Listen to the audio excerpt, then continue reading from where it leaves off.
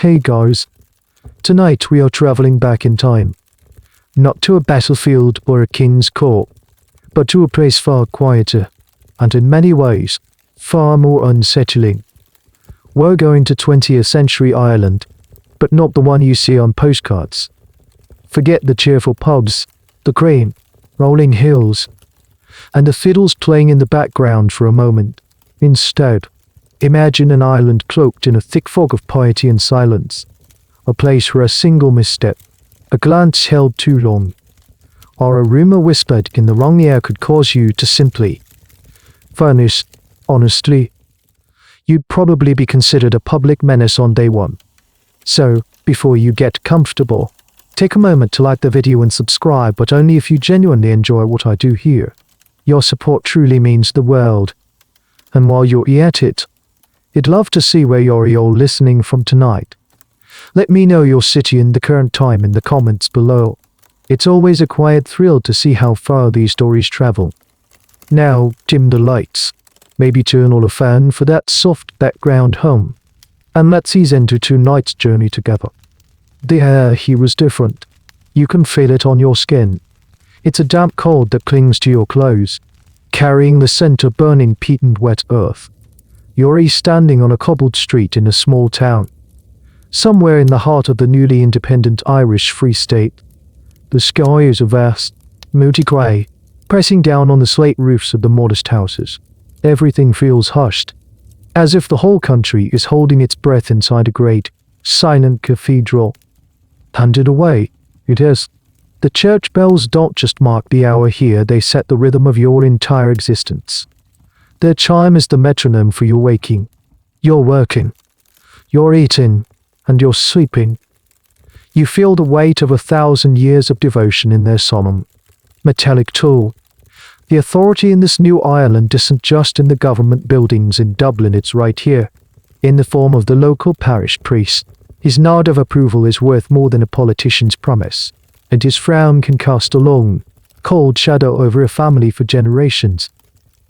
You walk past the local grocer's, and the curtains in the window of the house above it twitch. You feel eyes on your back. It's not paranoia, it's the way things are. Everyone is watching everyone else. A vast, unspoken network of moral surveillance. They are custodians of respectability, and the standards are impossibly high, especially for you. As a young woman, the nation's identity is being forged, and it's being built on a bedrock of Catholic purity.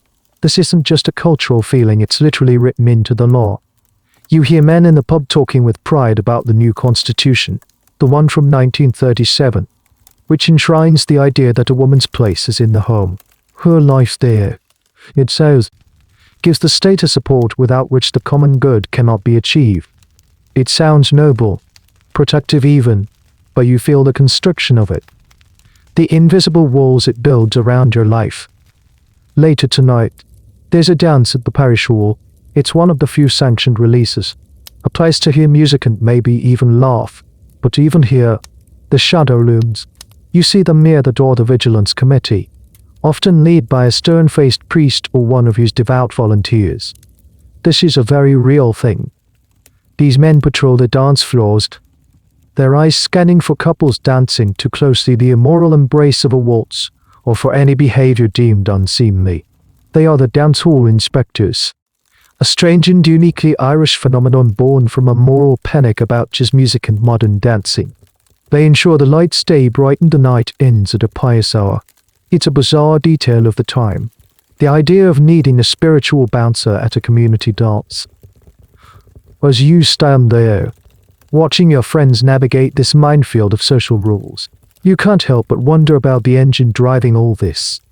Is this intense social control something imposed from the top down by a powerful church in the deferential state, or does it bubble up from the bottom, from ordinary people policing themselves and their neighbors out of a genuine, deep-seated belief that this is the only path to salvation? Historians still argue about this very point, the true balance between institutional power and popular piety in shaping this unique, almost suffocating, social climate. A friend leans in, her voice a whisper against the music.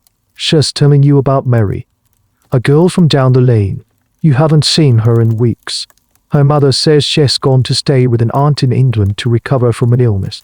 But the way your friend says it, the way her eyes refuse to meet yours, tells you it's a lie. Everyone knows what it means when a girl goes to England or is sent away to a special home run by the nuns. She's gone to repent, to work off some secret sin in a place no one ever speaks of aloud. The name of the place hangs in the air, unspoken but understood. It's a place for girls who've brought shame, a place behind high, unforgetting walls. A shadow has fallen over Mary, and you feel a chill that has nothing to do with the damp night air. The walk home from the parish hall is a study in shadows and silence.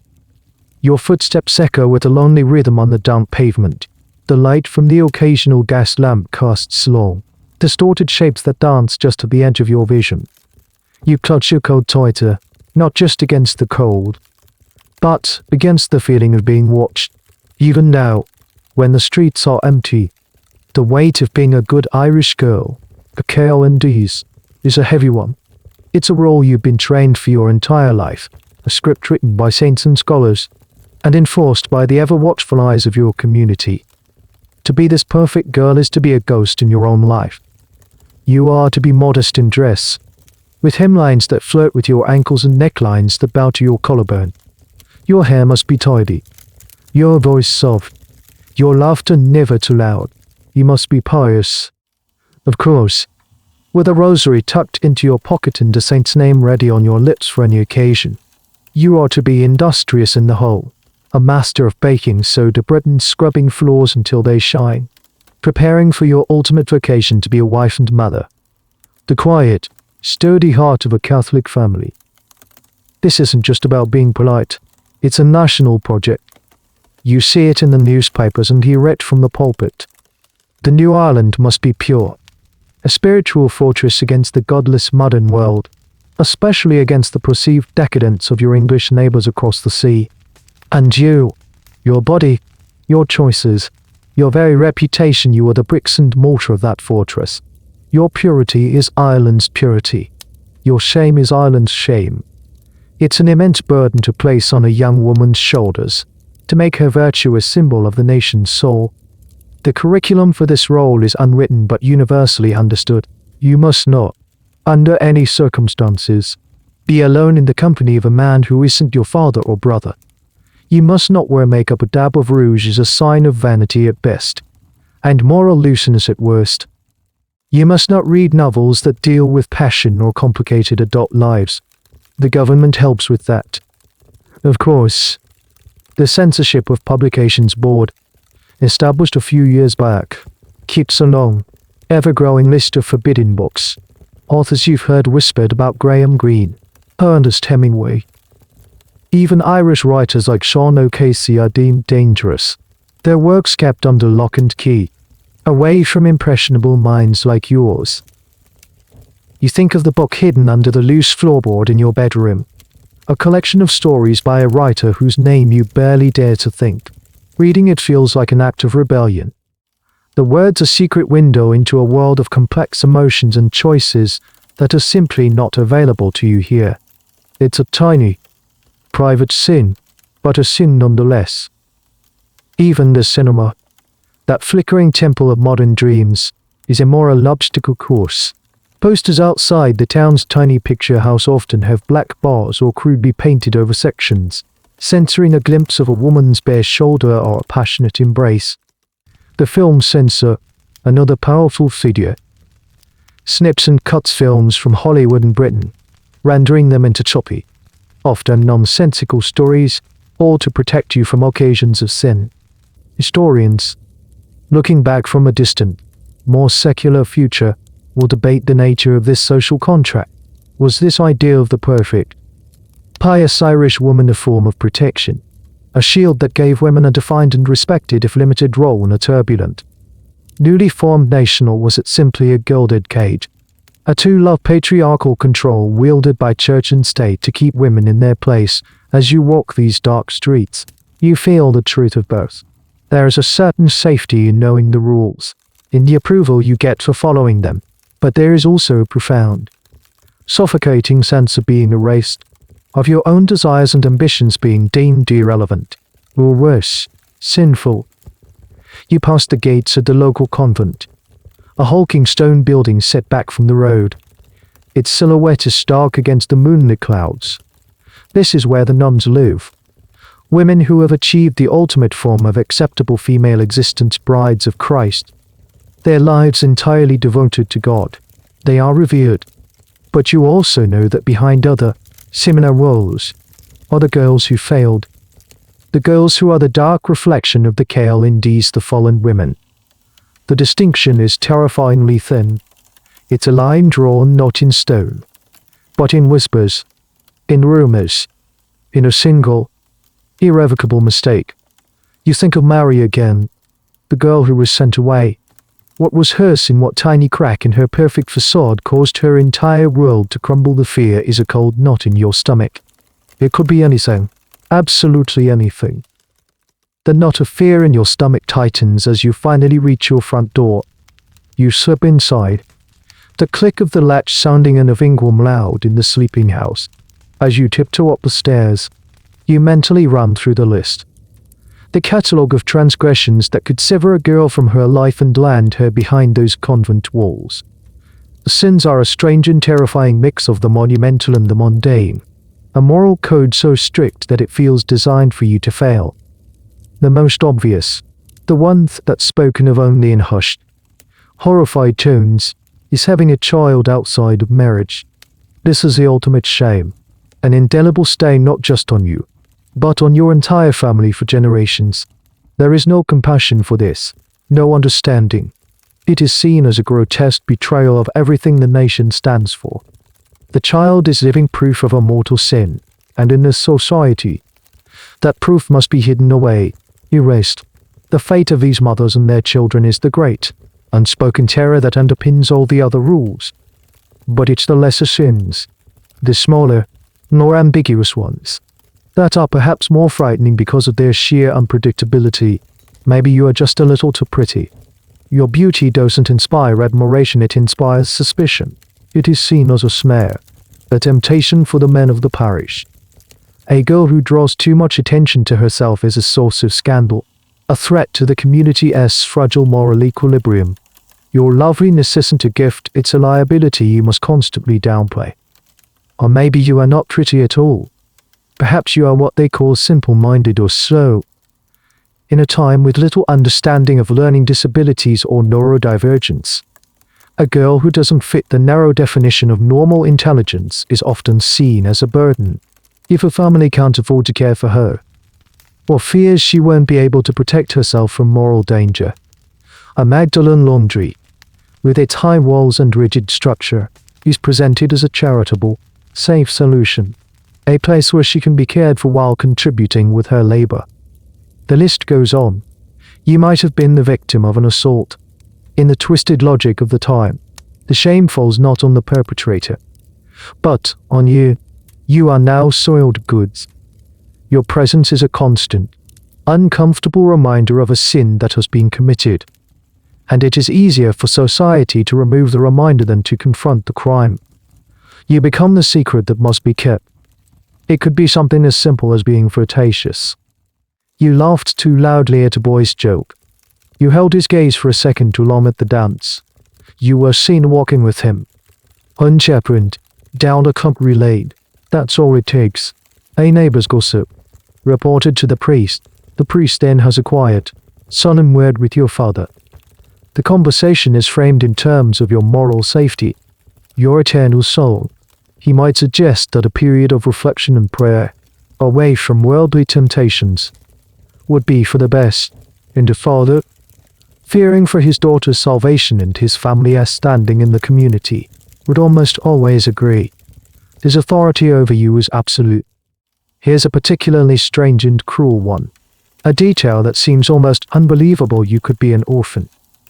If your parents died and you had no immediate family willing or able to take you in, the state solution was often not a foster home in the modern sense, but an industrial school, and from there, it was a short, easy slide into a Magdalen Laundry as you came of age. You were, in essence, a ward of the state. And the state's preferred guardian was often a religious order that happened to run a profitable laundry. You hadn't done anything wrong, you were simply inconvenient. A loose thread in the social fabric. This is a point that historians are still meticulously piecing together from fragmented records, just how many of the women and girls in these institutions were there for reasons that had absolutely nothing to do with perceived immorality, how many were simply poor, orphaned, or considered a family burden. The lines were deliberately blurred. By lumping them all together under the label of penitence, the system justified its existence and its methods. Everyone inside was guilty of something, even if that something was just being alone in the world. You finally reach your bedroom and lean your forehead against the cool glass of the window, looking out at the darkened gardens of your neighbors. You think about your own small act of defiance. The hidden book. The time you hummed it just as you heard on a forbidden radio broadcast. The flicker of resentment you felt when the priest's sermon went on too long. In this world, any of it could be misinterpreted.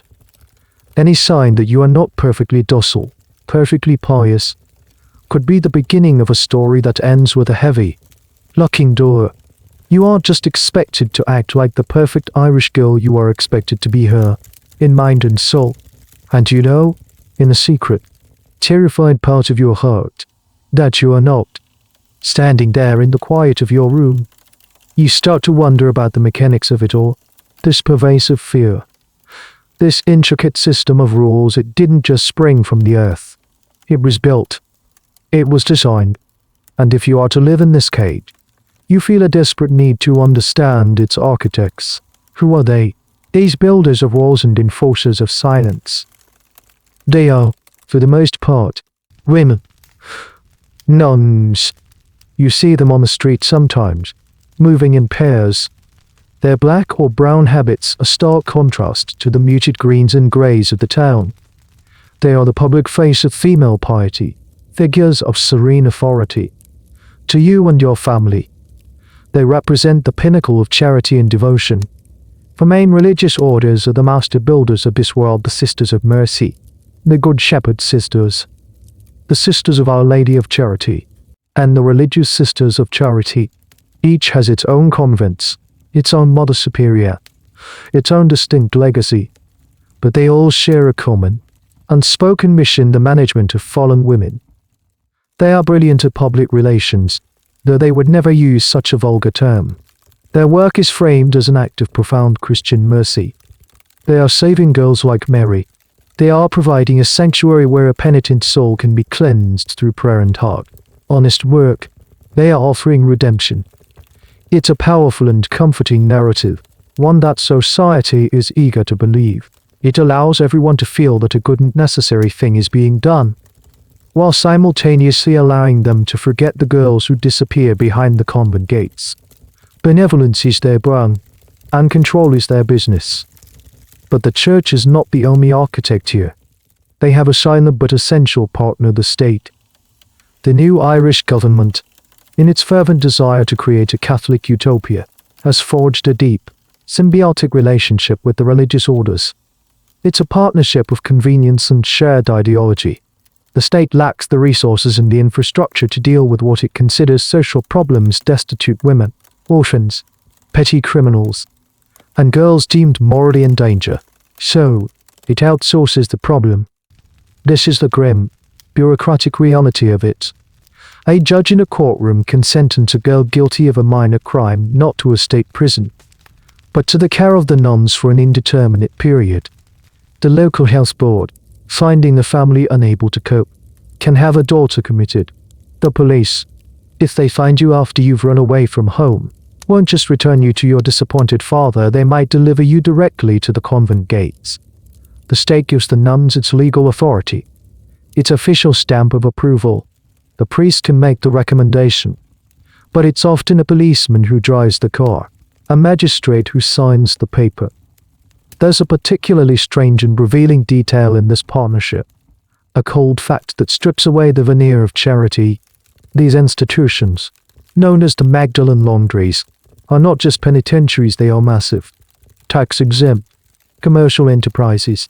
And who is their biggest client? The Irish state itself. Government departments. the National Army, public hospitals, and even the state-owned transport company all send their dirty linen literally to be washed by the women and girls inside. It's a very convenient arrangement. The state gets its laundry done cheaply. The religious orders receive a steady income to fund their operations, and no one has to pay the workers. Your penance is their profit. This is the point where the lines of responsibility become so blurred that historians still struggle to untangle them. Was the fledgling Irish state simply a captive of a much older, more powerful church, too weaker to develop to challenge its methods, or was the state a cynical and willing co-conspirator, using the church as a tool to enforce social control and hide away its inconvenient citizens at minimal cost? The truth, as is often the case, is likely a messy combination of both. It was a perfect, terrible synergy where the state's need for order and the church's mission for moral purity merged into a single, formidable machine. So as you stand in your room, you realize the trap is far more sophisticated than you imagined. It's not just about avoiding the gossip of a neighbor or the stern lecture of a priest. It's about an entire system, a holy and a civic one, that has already decided where you belong if you step out of line. The architect is not one person, but a hydra-headed beast of church and state, of faith and law, and you, a single young woman, are standing in its shadow, realizing that every pillar of the society you live in, the police, the courts, the doctors, the priests, is connected in a way that is designed to protect the system, not you. The thought of the laundries as a business, a holy enterprise, sends a new kind of chill through you. It reframes everything. This isn't just about prayer and penance. It's about money. The realization lands with a cynical thud in your gut. The salvation of your soul is intertwined with a balance sheet you'll never get to see. You start to notice the signs, now that you're looking. The convent has a new, sturdy van. You see it rumbling through town. It's side unmarked, driven by a grim-faced man who works for the nuns. Early in the morning, it's loaded with big, wicker baskets of soiled linen from the local hospital and the big hotel down by the river. Later in the day, it returns, carrying stacks of fresh, perfectly pressed and folded sheets, smelling of harsh soap and hot irons. It's a ghost industry, operating in plain sight. No one talks about the hands that do the washing, the girls who turn those dirty, stained fabrics back into pristine white. They are the invisible engine of this sanctified commerce. This business model is brutally, beautifully simple. The primary expense of any laundry is labor. Here, the labor is free. In fact, it's better than free. The girls working inside are not employees, they are penitents. They are told that they're ceaseless.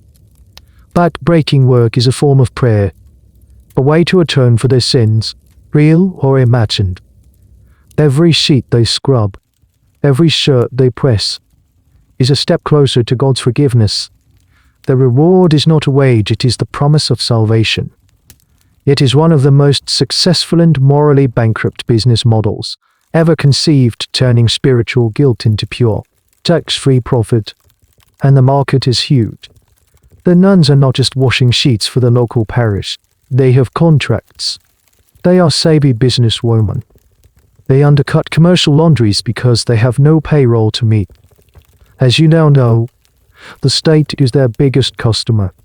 The army, with its thousands of uniforms and bed linens, the prisons, government offices, prestigious boarding schools run by other religious orders, they all rely on the cheap, efficient service provided by the Magdalen Laundries. It's a closed loop of institutional convenience. There's an even more curious side to this holy business. A niche market that speaks volumes about the time. The nuns have a reputation for being the best in the business at one particular delicate task, washing unstarching priests' vestments and altar cloths. These are intricate, often heavily embroidered fabrics that require meticulous care. Commercial laundries might damage them, but the nuns and the penitents under their charge handle these sacred items with the reverence they are said to deserve. It's a small detail, but a powerful one. The very symbols of the church's purity are being laundered by the hands of those it has labeled as impure. The irony is so thick you could almost choke on it. This economic reality is why the system is so robust, so difficult to challenge. It's not just upheld by faith, it's upheld by finances. If a local politician were to raise questions about the conditions inside the laundry, he might find the contract for the local hospital suddenly going to a convent in the next county. If a family complains, they risk being seen as questioning the good work of the nuns, and by extension, the church itself. A social and economic death sentence in a town like this. The system protects itself because it is profitable. This financial underpinning is a topic that, for decades, was largely ignored by mainstream historians, who focused more on the social and religious aspects of the institution. It's only in more recent years, as researchers have painstakingly combed through the scattered financial records of these religious orders, that the true scale of this enterprise has come to light. They were, in essence, some of the most successful commercial laundries in the country for the better part of a century. The numbers are still being debated and pieced together, but they point to a multi-million-pound industry, built on the unpaid labor of tens of thousands of women. So as you stand in your darkened room, the image of the convent shifts again. It is not just a place of prayer, not just a prison, but a factory with a cross on top. The bells that toll don't just call the faithful to worship, they signal the start of another shift. And the girls inside aren't just saving their souls, they are generating revenue. This cold, economic fact makes the entire situation feel even more hopeless. You can treason with faith, but it's even harder to argue with a system that is, at its core, immensely profitable for the most powerful institutions in the country. The walls of the laundry are not just built of stone and piety, they are buttressed by cold, hard cash. A week passes. The fear that settled in you that night after the dance has become a low, constant hum in the back of your mind. You are careful. You are quiet. You go to mass. You keep your eyes downcast. You say your prayers. You are playing the part of the Kale and D's with an actor's precision. But it's a fragile performance, and you know it. The moment it shatters comes not with a dramatic confrontation, but with a quiet, terrifying finality. It's late. The house is still and dark. The embers in the hearth adore, dying or inch. A heavy knock falls on the front door. It's not the rap of a neighbor or the cheerful tap of a friend. It is a slow, deliberate, official sound that echoes through the silence. Your father goes to the door. You can hear the low murmur of voices from the hallway below. You creep to the top of the stairs, your heart a frantic drum against your ribs, peeking through the banisters. You see him, the parish priest, his face a mask of solemn duty, his black coat seeming to absorb the dim light of the hall. Standing just behind him, a bulky silhouette in the doorway. There's a man you don't recognize, his presence solid and imposing. Your father's shoulders are slumped. He doesn't look angry. He looks defeated, broken. He won't meet the priest's eyes. He just nods. A slow, jerky motion. The priest says something about the grace of God and a time for reflection. He speaks of your wayward tendencies. A phrase so vague it could mean anything or nothing. He mentions a rumor he heard. A story about you talking to a boy from the next village. A boy with a reputation. It's a lie, a distortion of a brief, innocent conversation you had weeks ago. But the truth doesn't matter now. The story has been told. The judgment has been passed. Your mother is there now, her hand pressed to her mouth, her face pale and etched with a pain so deep it seems to age her in an instant. She starts to protest, her voice a choked whisper, but the priest raises a hand, and she falls silent. He speaks of shame, of duty, of head Otter's immortal soul. He presents it not as a punishment, but as an act of love, a chance for you to be saved from yourself. It is a masterpiece of psychological coercion, and your parents, devout and terrified, are completely outmatched. Your father turns and looks up the stairs, and his eyes finally find yours. There is no warmth in them, only a profound, hollow sadness. He says your name, and tells you to come down, to get your coat. You move as if in a dream, your limbs heavy and unresponsive. Your mind is screaming, but no sound comes out. This can't be happening. You walk down the stairs, one by one, each step feeling like a descent into a deep, cold well. The priest avoids your gaze, looking at a point on the wall just over your head. He has the detached air of a surgeon performing a necessary, if unpleasant, procedure. Your mother helps you into your coat, her fingers fumbling with the buttons. She pushes a small, crumpled prayer book into your hand. Her touch is cold, her movement stiff. She is already creating a distance between you. She is learning to let you go. This is a point that survivors of these institutions would later recall with haunting clarity, the role their own families played, whether through coercion, a sense of religious duty, or sheer helplessness. The question of how a parent could do this to their own child is one that would haunt a nation for decades. Historians still grapple with the complex mix of fear, faith, and social pressure that could lead to such a moment. The priest gestures toward the door. The bulky man, you now realize, is there to make sure you comply. He doesn't say a word. He doesn't need to. You walk out of the front door of your own home, the home you grew up in, and you know, with a chilling certainty, that you will not be coming back, not as the person you are now. A black car is waiting at the curb, its engine low, patient rumble. It looks like a hearse. The priest opens the back door. He murmurs something about praying for you. You don't look at him. You don't look back at the house. You can't bear to see the light in your own bedroom window, to see the faces of your parents fading behind the glass. You get into the car. The door closes with a solid, final thud, sealing you in with the smell of old upholstery and stale piety. The car pulls away from the curb, and as it turns the corner, your entire world, everything you have ever known, vanishes into the darkness behind you. The journey is a blur of darkness and suffocating silence. The priest sits in the front, a rigid silhouette next to the driver. You are alone in the back, shrinking into the corner of the seat. You don't know how long you've been driving. Time seems to have stretched and warped. Each minute an eternity. The familiar country lanes have given way to wider, smoother roads, and now you are entering the outskirts of a city. The gaslights roar brighter, casting a sickly yellow glow on rows of brick houses. The car turns off the main road, its tires crunching on a gravel drive. It stops. Before you looms a building so large and imposing it seems to blot out the stars. It's a fortress of dark stone, a Victorian Gothic monolith with tall, narrow windows that look like arrow slits, a massive stone wall, at least 12 feet high and topped with jagged, broken glass set in concrete, surrounds the entire complex. There's only one point of entry, a set of colossal wooden gates, reinforced with iron straps. This is not a sanctuary. It's a prison designed to look like a house of God. The driver gets out and pulls on a chain. A bell clangs somewhere deep inside the stone beast. A hollow, mournful sound that seems to be swallowed by the walls themselves. You wait. The silence presses in on you.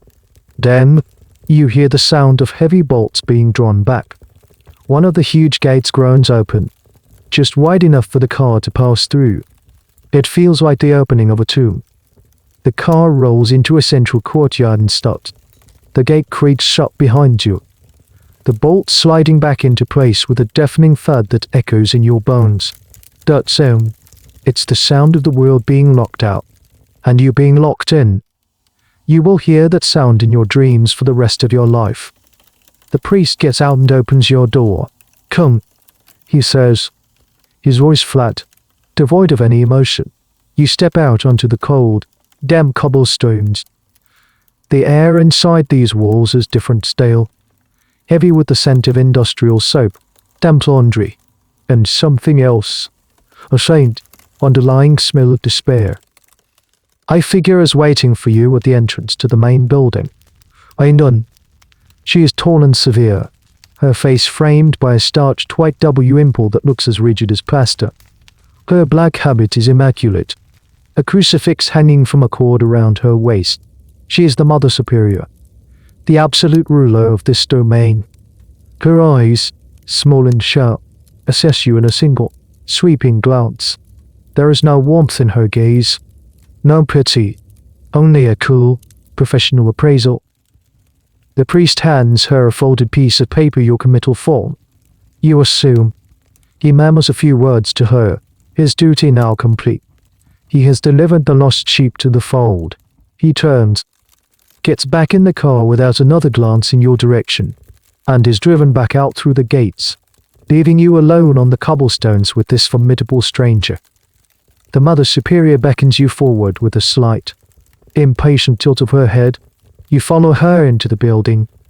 The door closes behind you, and you are plunged into a world of polished linoleum floors that smell of wax. And high, echoing corridors painted a grim, institutional green. The silence in here is different from the silence in the car. It's unmanaged, enforced silence, heavy and watchful. Your footsteps seem to boom and clatter. A profane intrusion. She leads you to a small, bare office, a simple wooden desk, 2 hard chairs, a large crucifix on the wall. She sits behind the desk and gestures for you to sit opposite. She opens a large, leather-bound ledger. This is the moment, a detail many survivors would later recount, where the first, formal step of your erasure begins. What is your name, she asks, her voice crisp and businesslike. You tell her, your own name sounding strange and foreign in this place. She writes it down, then she looks up at you, her eyes cold. You will not use that name here. That girl, the one who lived in the world, is gone. She was vain and sinful. Here, you will be given a new name, a saint's name, to help you on your path to penance. From this moment on, you will be known as Sister Agnes. The casual, bureaucratic way she strips you of your identity is breathtakingly cruel. It's a core tenet of institutional control, a technique used in prisons and armies the world over. But here it is cloaked in the language of spiritual rebirth. Historians point to this practice, the renaming of inmates, as a key psychological tool used to break an individual's spirit and sever their connection to their past life. It was a systematic process of depersonalization. Who would you be, if not you? She closes the ledger.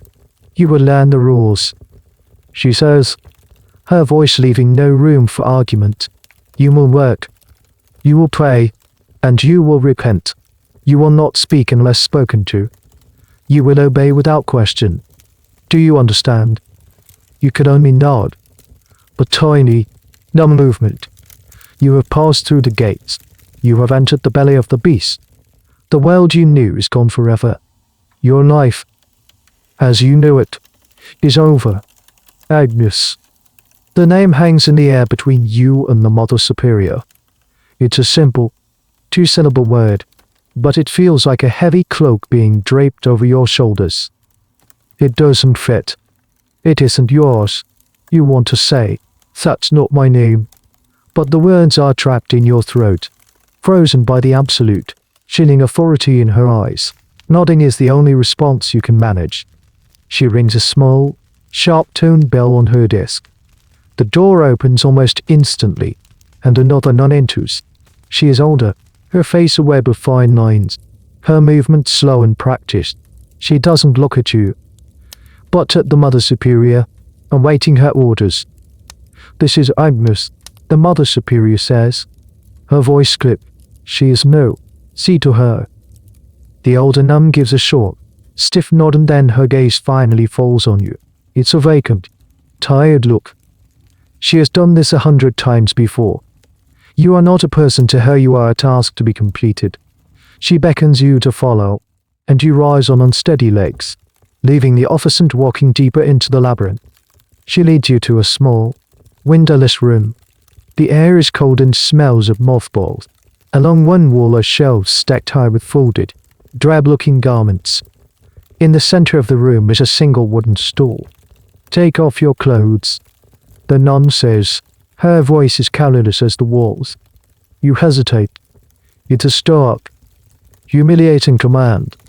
Your clothes are the last piece of your old life still clinging to you. Your coat, worn by your own body, Your dress, chosen and worn in a world that now seems like a distant dream. The nun's patience is thin. Your worldly things are a source of vanity and sin. They have no place here. Do it now. Slowly, your fingers clumsy with shock and cold. You undress. You fold your clothes into a neat pile on the floor, an instinctive act of care for things that are no longer yours. The nun watches you, impassive. She picks up your clothes, not with disgust, but with a bland disinterest, and places them in a rough burlap sack. She hands you the uniform that will be your new skin. It consists of a shapeless, heavy cotton dress of a dull, brownish grey color. It feels like some paper against your skin. They're all thick, black stockings and a pair of heavy, clunky leather shoes that look like they've been worn by a dozen girls before you. There's a plain, white cap to cover your hair and, of course, blue checked apron to be worn over the dress. This is the uniform of the penitent. It is designed to erase you, to make you interchangeable with every other girl in this place. Put it on, she commands. The clothes are stiff and ill-fitting.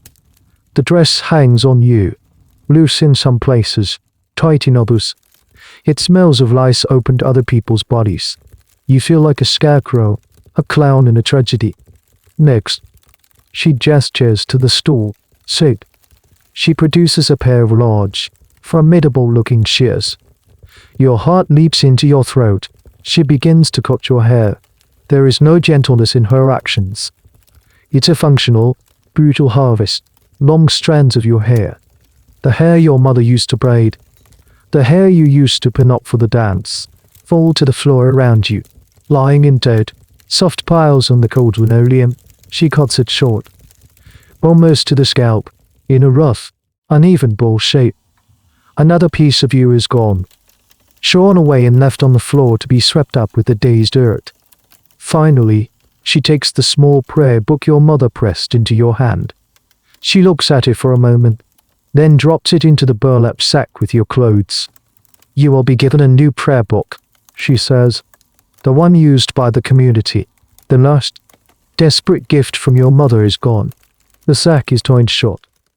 Your past is now bundled away in a bag, destined for an incinerator or a dusty storage room. This whole process, the renaming, the uniform, the haircut is a well-oiled machine of identity destruction.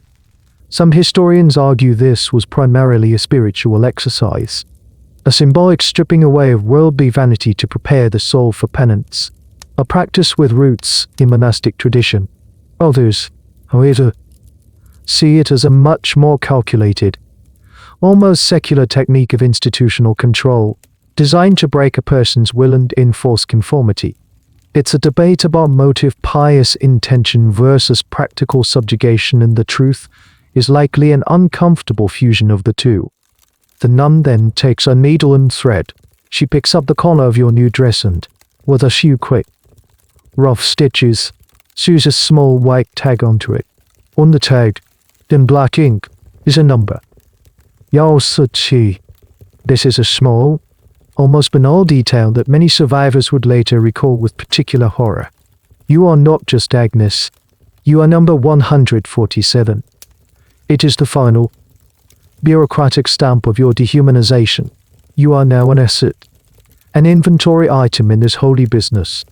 She leads you out of the small room and down another long corridor, your clumsy new shoes echoing loudly. She opens a heavy door, and you are hit with a wall of sound and steam and the overwhelming smell of soap. Before you is a vast, cavernous hall. This is the laundry.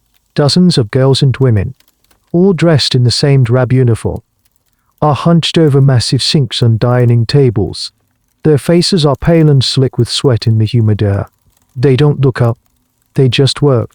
Their movements rhythmic and automatic. The nun leads you through this purgatorial landscape to another door at the far end. This is the dormitory. Rows of identical iron beds are lined up with military precision. A thin mattress, a single grey blanket, a small wooden crucifix on the wall above each one. This is where you will sleep. The nun points to an empty bed. This is yours. The bell will ring for evening prayers in 1 hour. Do not be late. And then she is gone. You sit on the edge of the hard mattress. A girl from the next bed looks over at you. She looks about your age, but her eyes are old. "You're new," she says, her voice a low monotone. "What's your name?" You open your mouth to say your real name, the name that is a part of you, but you stop. You look down at your rough dress. You feel the chopped, ragged edges of your hair against your neck. You are not that person anymore. "Agnes," you whisper. The girl nods slowly. "Right. Well, Agnes, my advice: work hard. Stay silent, and forget your own name as fast as you can. It only makes it hurt more." The bell. It becomes the new sun and moon of your world, the tyrannical ruler of your every waking and sleeping moment. It's not a gentle chime, it's a harsh, clanging, industrial sound that slices through the air, demanding absolute and instant obedience. Your life is no longer measured in hours and minutes, but in the intervals between its deafening summons. The day begins before the sun rises, shattered into existence by the bell's clamor at 5:30 a.m. You are ripped from a shallow, restless sleep in the cold, cavernous dormitory. There is no lingering, no gentle waiting. The moment the bell rings, you must swing your legs out of bed, your feet hitting the freezing floor. A nun patrols the aisle, her eyes shut, her presence ensuring there are no stragglers. You have minutes to dress in the clammy chill of the morning, the rough fabric of your uniform abrasive against your skin. Then, you line up in silence. You march, down the echoing corridors to the chapel. The chapel is ornate and beautiful, a stark contrast to the grim functionality of the rest of the building. There are stained glass windows, a polished marble altar, and gilded statues of saints. But there is no comfort here. Morning Mass is not about spiritual solace, it's another formation, another mandated performance of piety. You kneel on the hard wooden leaderess, the cold seeping through your thin dress, your mind foggy with sleep. The Latin of the Mass washes over you, incomprehensible and distant. You mimic the movement standing, kneeling, sitting your body an automaton in a ritual that feels utterly disconnected from your soul. Your prayers are not for forgiveness, they are silent, desperate pleas for this hour to end. After Mass, the bell rings again. Breakfast. You file into a long, bare refectory. The tables are scrubbed bare wood, the benches long and backless. You stand behind your designated spot until a nun gives the signal. You recite grace in unison, a monotonous chant, then use it. The food is served on tin plates. It's always the same: a lump of porridge, thin and watery, with no sugar or milk, and a mug of weak, lukewarm tea. You are given 15 minutes to eat. You eat quickly, mechanically, not for pleasure, but for fuel. Conversation is forbidden. The only sound is the scrape of spoons against tin. Damn, the bell. It's time for work. You march to the laundry for the next 8 hours, with only a short break for a midday meal. This vast, steamy, chaotic room is your entire world. The day is punctuated only by the bell signaling the brief lunch break: more tin plates, this time with bread and a thin, greasy soup, and then the bell calling you back to the endless labor. The tyranny of the bell extends beyond just marking time, it enforces a specific kind of discipline. Survivors have often described how the nuns used the bell as a tool of psychological control. Sometimes it would ring a few minutes early, or a few minutes late, just to keep you on edge, to disrupt any sense of rhythm or predictability you might have desperately tried to build. It was a constant reminder that your time was not your own. You were a component in a machine, and the bell was the lever that operated you. Here's a peculiar, almost theatrical detail of this rigid life during meals in some of the laundries. One of the girls would be chosen to read aloud from a book. It was never a story. It was always a dry, moralistic text, usually the life of a particularly ascetic saint or a treatise on the virtues of humility and suffering. The idea was to feed the soul while feeding the body, but the effect, in that silent, hungry room, was surreal and oppressive. Another layer of indoctrination woven into the very fabric of your survival. The end of the workday, usually around 5 or 6 p.m., is not a release.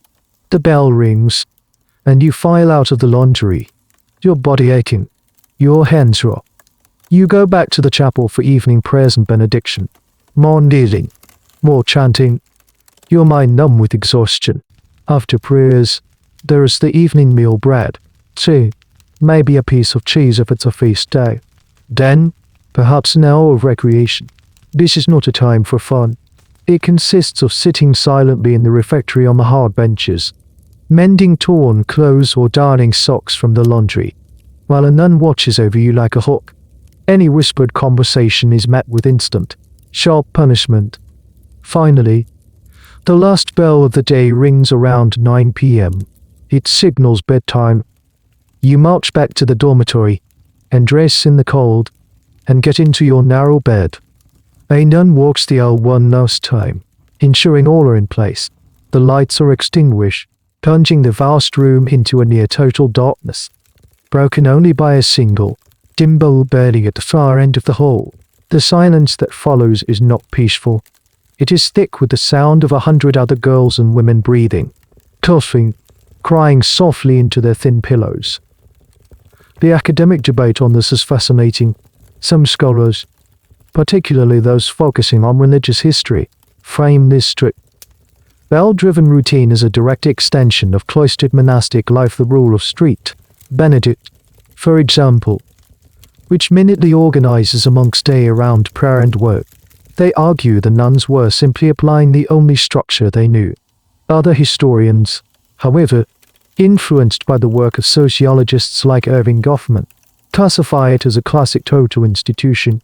They argue the bell was a call to prayer, but a mechanism of power, identical to those used in prisons, asylums, and military barracks, designed to break down the individual and create a docile, manageable population. Lying in your bed, feeling the deep, bone-weary ache in your muscles, you don't care about the academic distinctions. You only know one thing. The bell is your master. It owns your body. It owns your time. And with every clang, it tries to own a little more of your soul. You lie there, waiting for the few hours of oblivion before it rings again, signaling the start of another identical, endless day. The moment you step into the laundry, you're hit by a wall of sensory overload. It's a vision of Dante's Inferno, reimagined with soap and steam. The air is thick and heavy, saturated with a damp heat that makes it hard to breathe. It clings to your skin, making your rough uniform instantly damp and sticky. A perpetual, thick fog of steam hangs in the air, reducing visibility and muffling sounds into a dull, constant roar. The cavernous room echoes with the rhythmic sloshing of water, the grating squeak of mangles, and the hiss of hot irons, and underneath it all is the smell of sharp, acrid blend of industrial strength lice soap, boiling water, and the faint, sour scent of other people's dirt. You are assigned a station. As a new girl, you start at the bottom, at the great stone-soaking tubs. This is the first stage of the process, and it is brutal, physical work. Huge wicker baskets, heavy and overflowing with soiled linen from hotels, hospitals, and barracks, are dumped onto the stone floor. Your job is to sort it. You plunge your hands into the mountains of dirty sheets, towels, and uniforms. The fabrics are rough, sometimes stiff with filth. It's a disgusting, thankless task. Then comes the washing. You stand at a massive, waist-high stone trough, filled with near-boiling water. You're given a bar of harsh, yellow soap and a scrubbing board. You take the sorted linen, piece by piece, and plunge it into the scalding water. Your hands, unaccustomed to this abuse, are red and raw within the first hour. You scrub and scrub, your back bent, your shoulders aching, until your arms feel like lead. The lye and the soap eats at your skin, causing painful cracks and sores that never seem to have time to heal. Nuns, whom the girls call for women, patrol the aisles between the washing stations. They don't supervise, they loom. Their faces are stern, their eyes missing nothing. A moment's hesitation. A conversation whispered to the girl next to you. A sheet not scrubbed to their impossible standards, any of it can earn you a sharp rebuke or a swift, painful slap. The goal isn't just cleanliness, it's constant, relentless labor. Once the initial scrubbing is done, the heavy, waterlogged linen has to be moved to the boiler's huge copper vats where the laundry is boiled for sterilization. Lifting the sodden sheets is back-breaking. It takes 2 or 3 of you to heave the mass of wet fabric out of the trough and into the vats. The steam that billows out is blinding and scalding.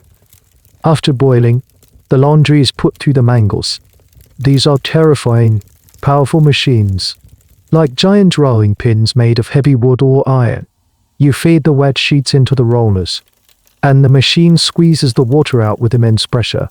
You have to be fast and careful. A moment of inattention, a tired slip of the hand, and your fingers could be caught and crushed in the powerful gears. Accidents are common, and there is little sympathy for the injured. You are simply moved to a one-handed task until you heal, or until you can't work anymore. Here's a bizarre and little-known fact about the laundries because they processed so much linen from hospitals. They were often dealing with fabric stained with blood and contaminated with infectious diseases like tuberculosis or typhoid. The girls washing these items had no protective gear, no gloves, no masks. They were handling biohazardous material with their bare, chapped hands. It's a chilling detail that underscores the complete lack of regard for the health and safety of the penitents. Their temporal well-being was secondary to their spiritual salvation and the laundry's bottom line. From the mangles, the damp laundry moves to the drying room's long, heated chambers where the sheets are hung on racks or, in the later years, into massive, roaring tumble dryers. Then, it's on to the final stage, finishing. This takes place in another vast hall, filled with long tables where girls sort, fold, and press the now clean linen. The air here is dry and scorching like hot from the ranks of heavy, well-heated irons. You stand for hours on end, lifting and pressing. The repetitive motion is a source of chronic pain in your wrists, shoulders, and back. The goal is perfection. Every sheet must be folded with crisp, military precision. Every shirt must be starched and pressed without a single wrinkle. The sheer industrial scale of these operations is something historians are still trying to fully quantify. They weren't small-scale cottage industries. They were factories. By the mid-20th century, a single large laundry could process thousands of items a day. The question of whether the nuns running these facilities were intentionally cruel managers or simply products of a harsh, unforgiving era who saw hard labor as a legitimate tool of spiritual reform is a central point of debate. Were they slave drivers or misguided saviors? The evidence, from the perspective of the girls who toiled under them, points overwhelmingly toward the former, regardless of the nuns' internal motivations. At the end of the day, you stumble away from your station. Your body a symphony of aches. Your hands are a mess of blisters and cuts. Your back feels like it's been broken and badly set. You are covered in sweat and grime. But as you look back at the mountains of clean, folded linen, ready to be sent back out into the world, you see the true product of this place. It's not salvation. It's not penance. It's laundry. An endless, relentless, overwhelming tide of it. And you are just one of the anonymous, disposable bodies tasked with holding that tide at bay. The physical exhaustion is a constant, grinding reality. But there is another, more insidious form of torment that defines your existence here, the silence. It's not a peaceful, contemplative quiet. It is a thick, heavy blanket of enforced mutism. A rule as rigid and unyielding as the stone walls. From the moment the morning bell rings until the final light is extinguished at night, you are forbidden to speak. This rule is known as the Grand Silence. It governs the dormitory, the refectory, the chapel, and most brutally, the long, arduous hours in the laundry. You work alongside dozens of other girls, your shoulders sometimes brushing, your lives intertwined in this shared purgatory, but you are not allowed to connect. You cannot offer a word of comfort to the girl next to you, who is silently crying as she scrubs. You cannot ask for help when you're struggling to lift a heavy basket. You cannot share a moment of grim humor or a flicker of solidarity. To speak is to sin. The silence is a weapon. It isolates you, trapping you inside your own head with your fear, your shame, and your despair. It prevents friendships from forming, the kind of bonds that could make this unbearable life even slightly more tolerable. The nuns know that communication is the seed of rebellion. Whispers can become plans. Shared grievances can become organized resistance. A silent workforce is a compliant workforce.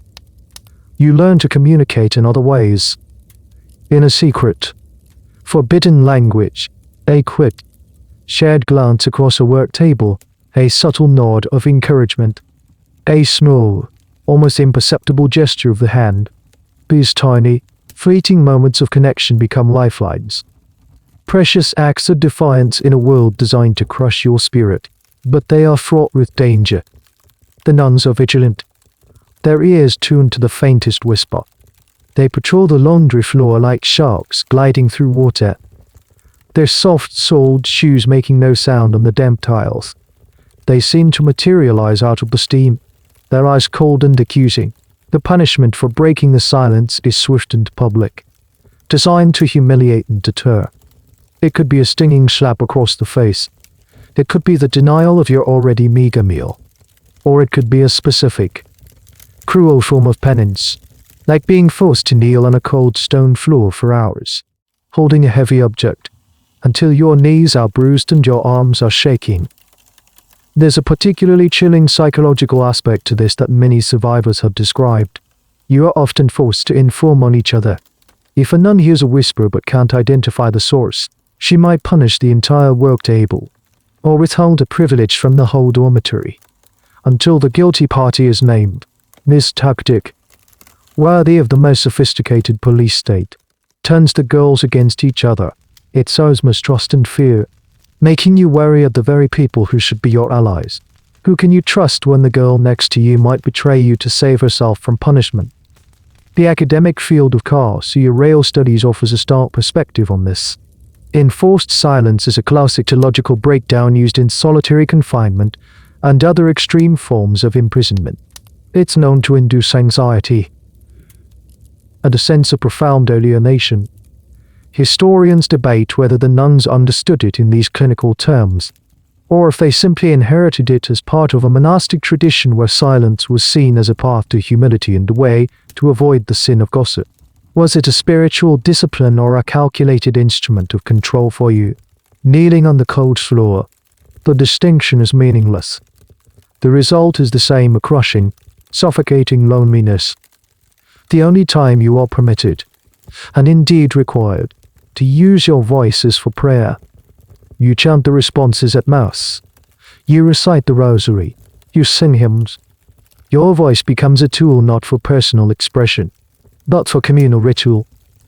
It no longer feels like your own. It's just another part of the uniform, another aspect of the compliant penitent you are forced to become. At night, lying in the dark dormitory, the silence transforms again.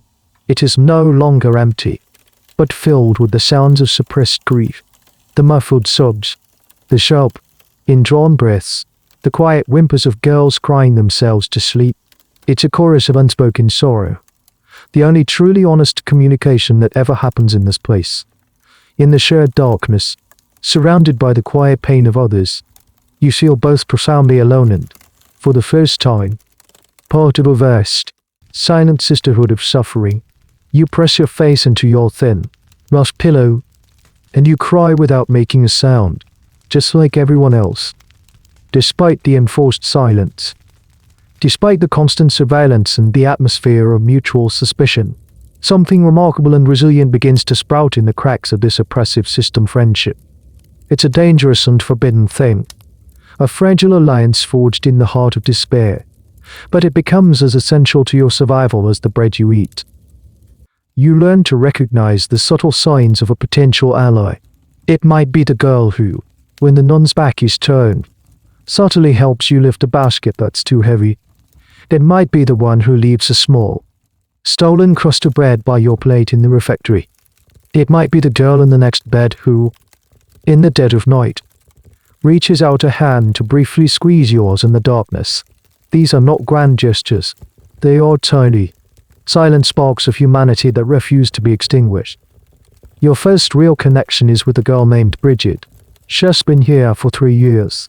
She has a quiet, watchful intelligence and a streak of stubborn defiance that hasn't been entirely beaten out of her. She's assigned to the ironing station next to yours. For weeks, you work side by side in near total silence, communicating only through fleeting glances. You learn the rhythm of her work, the slight slump of her shoulders when she's exhausted, the tiny, almost invisible tightening of her jaw when a nun passes by. The breakthrough comes one afternoon. A nun has been particularly cruel, berating another girl for a tiny, imagined flaw on a pressed shirt. After the nun moves on, you see that Bridget's knuckles are white as she grips her heavy iron. She catches your eye, and in her gaze, you see a mirror of your own silent, helpless rage. In that single, shared look, a bond is formed.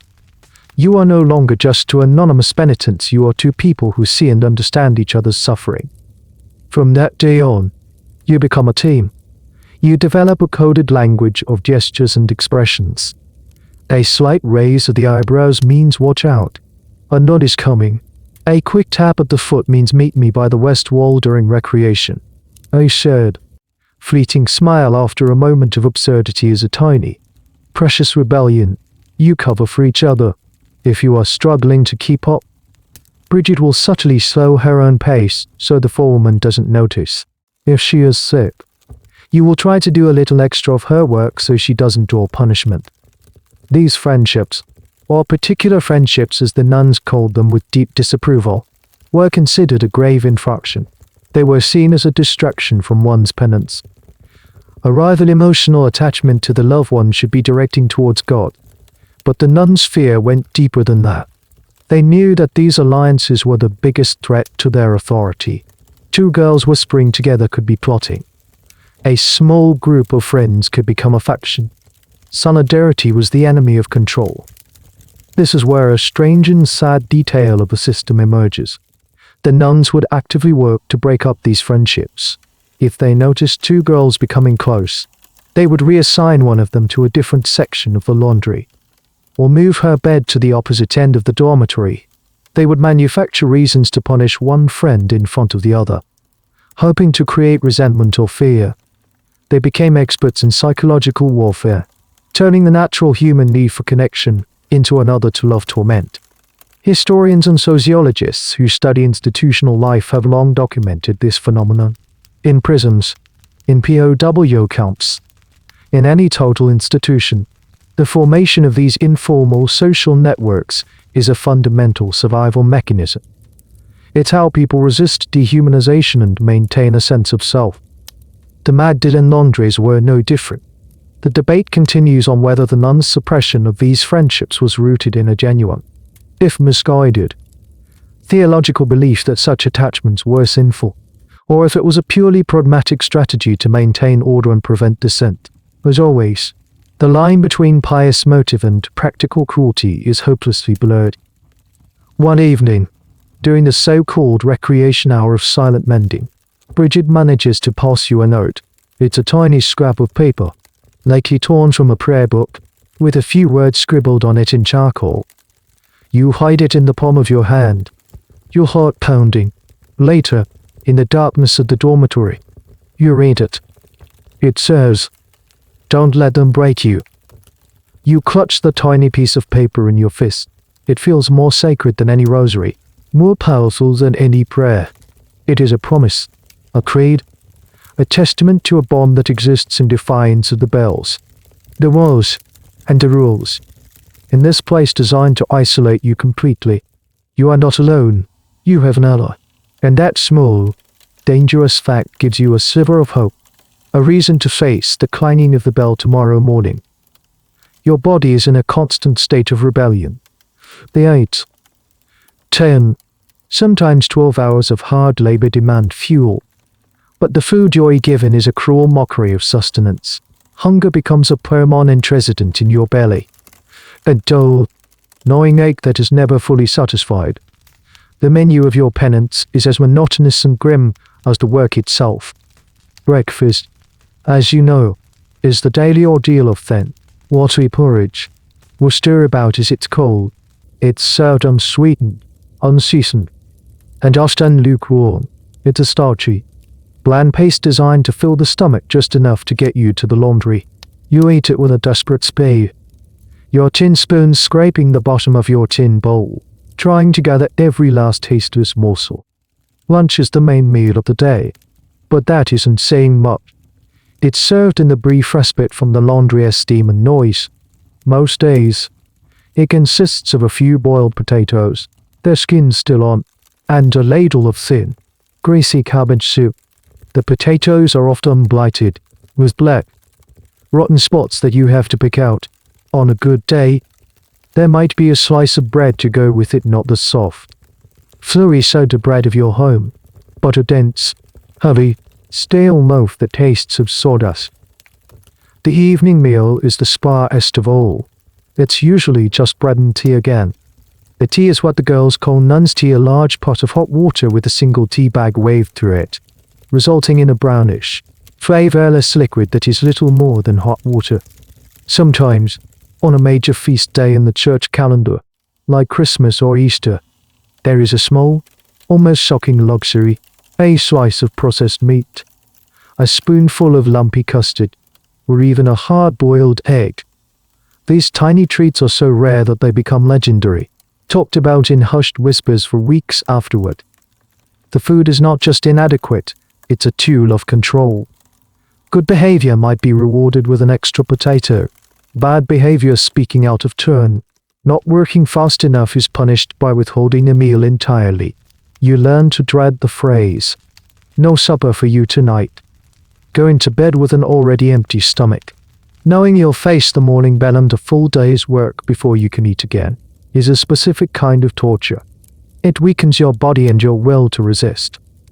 A fascinating and appalling detail that has emerged from survivor testimonies and institutional records is the two-tiered food system that existed within the convents.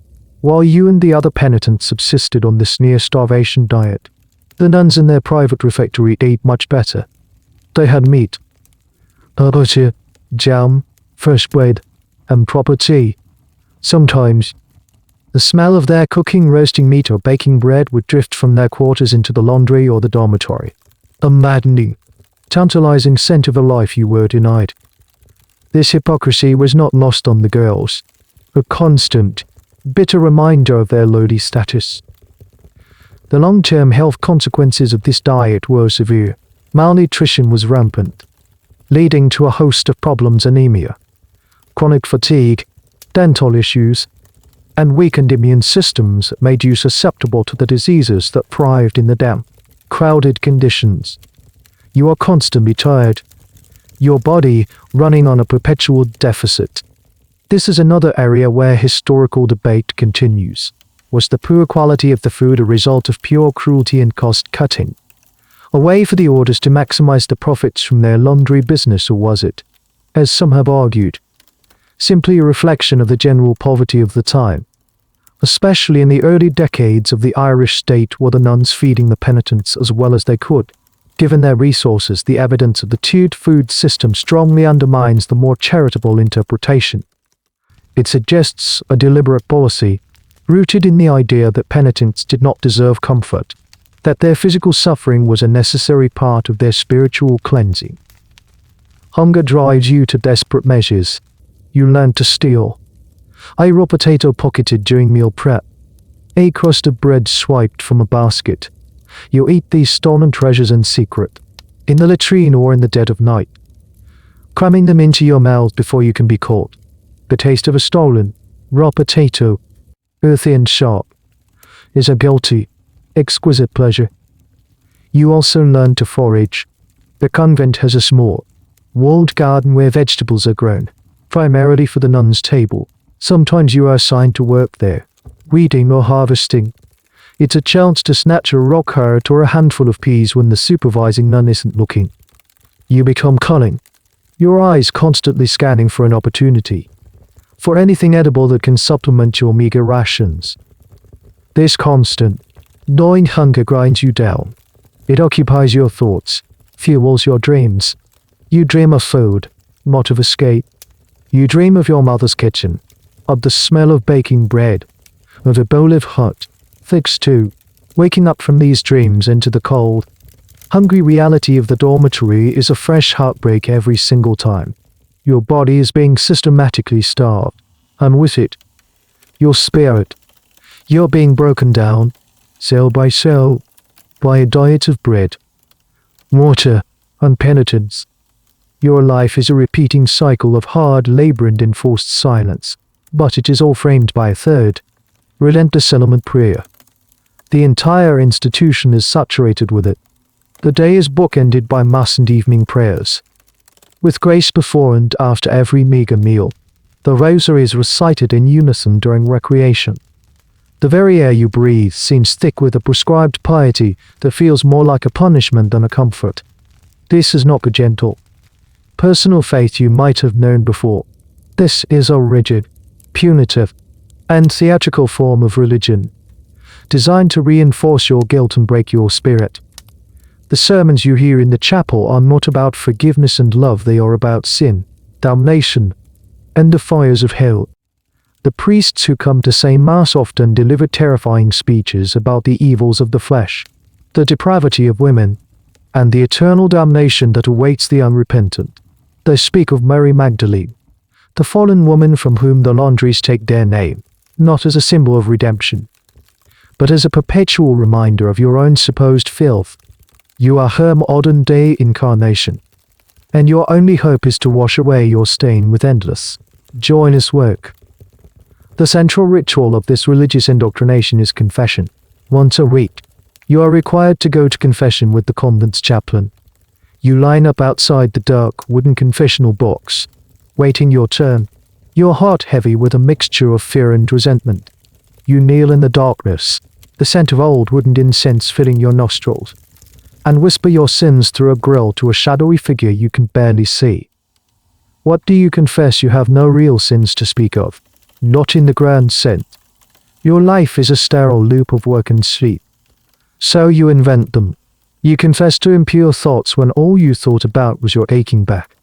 You confess to laziness when you were simply exhausted. You confess to pride when you felt a flicker of defiance. You learn to perform contrition, to produce the right words and the right tone of voice to satisfy the priest. He then assigns you your penance, usually a set number of Hail Marys or Our Fathers, and grants you absolution. The whole process feels like a hollow, cynical charade. You leave the confessional not feeling cleansed, but feeling dirtier, more dishonest than when you went in. There's a particularly cruel and invasive detail about these confessions that many survivors later spoke of. The priests would often ask probing, inappropriate questions about your past, especially if you were there because of a pregnancy. They would press for lurid details, forcing you to recount your most traumatic and private experiences, all under the guise of spiritual guidance. It was a form of psychological violation, cloaked in the sanctity of a sacrament. The role of the chaplain, the confessors in these institutions, is a subject of intense historical scrutiny.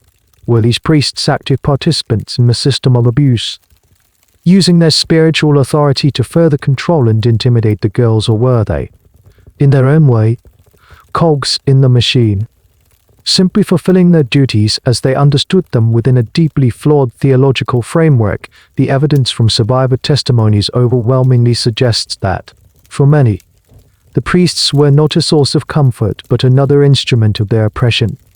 Beyond the formal rituals, there is the everyday performance of piety.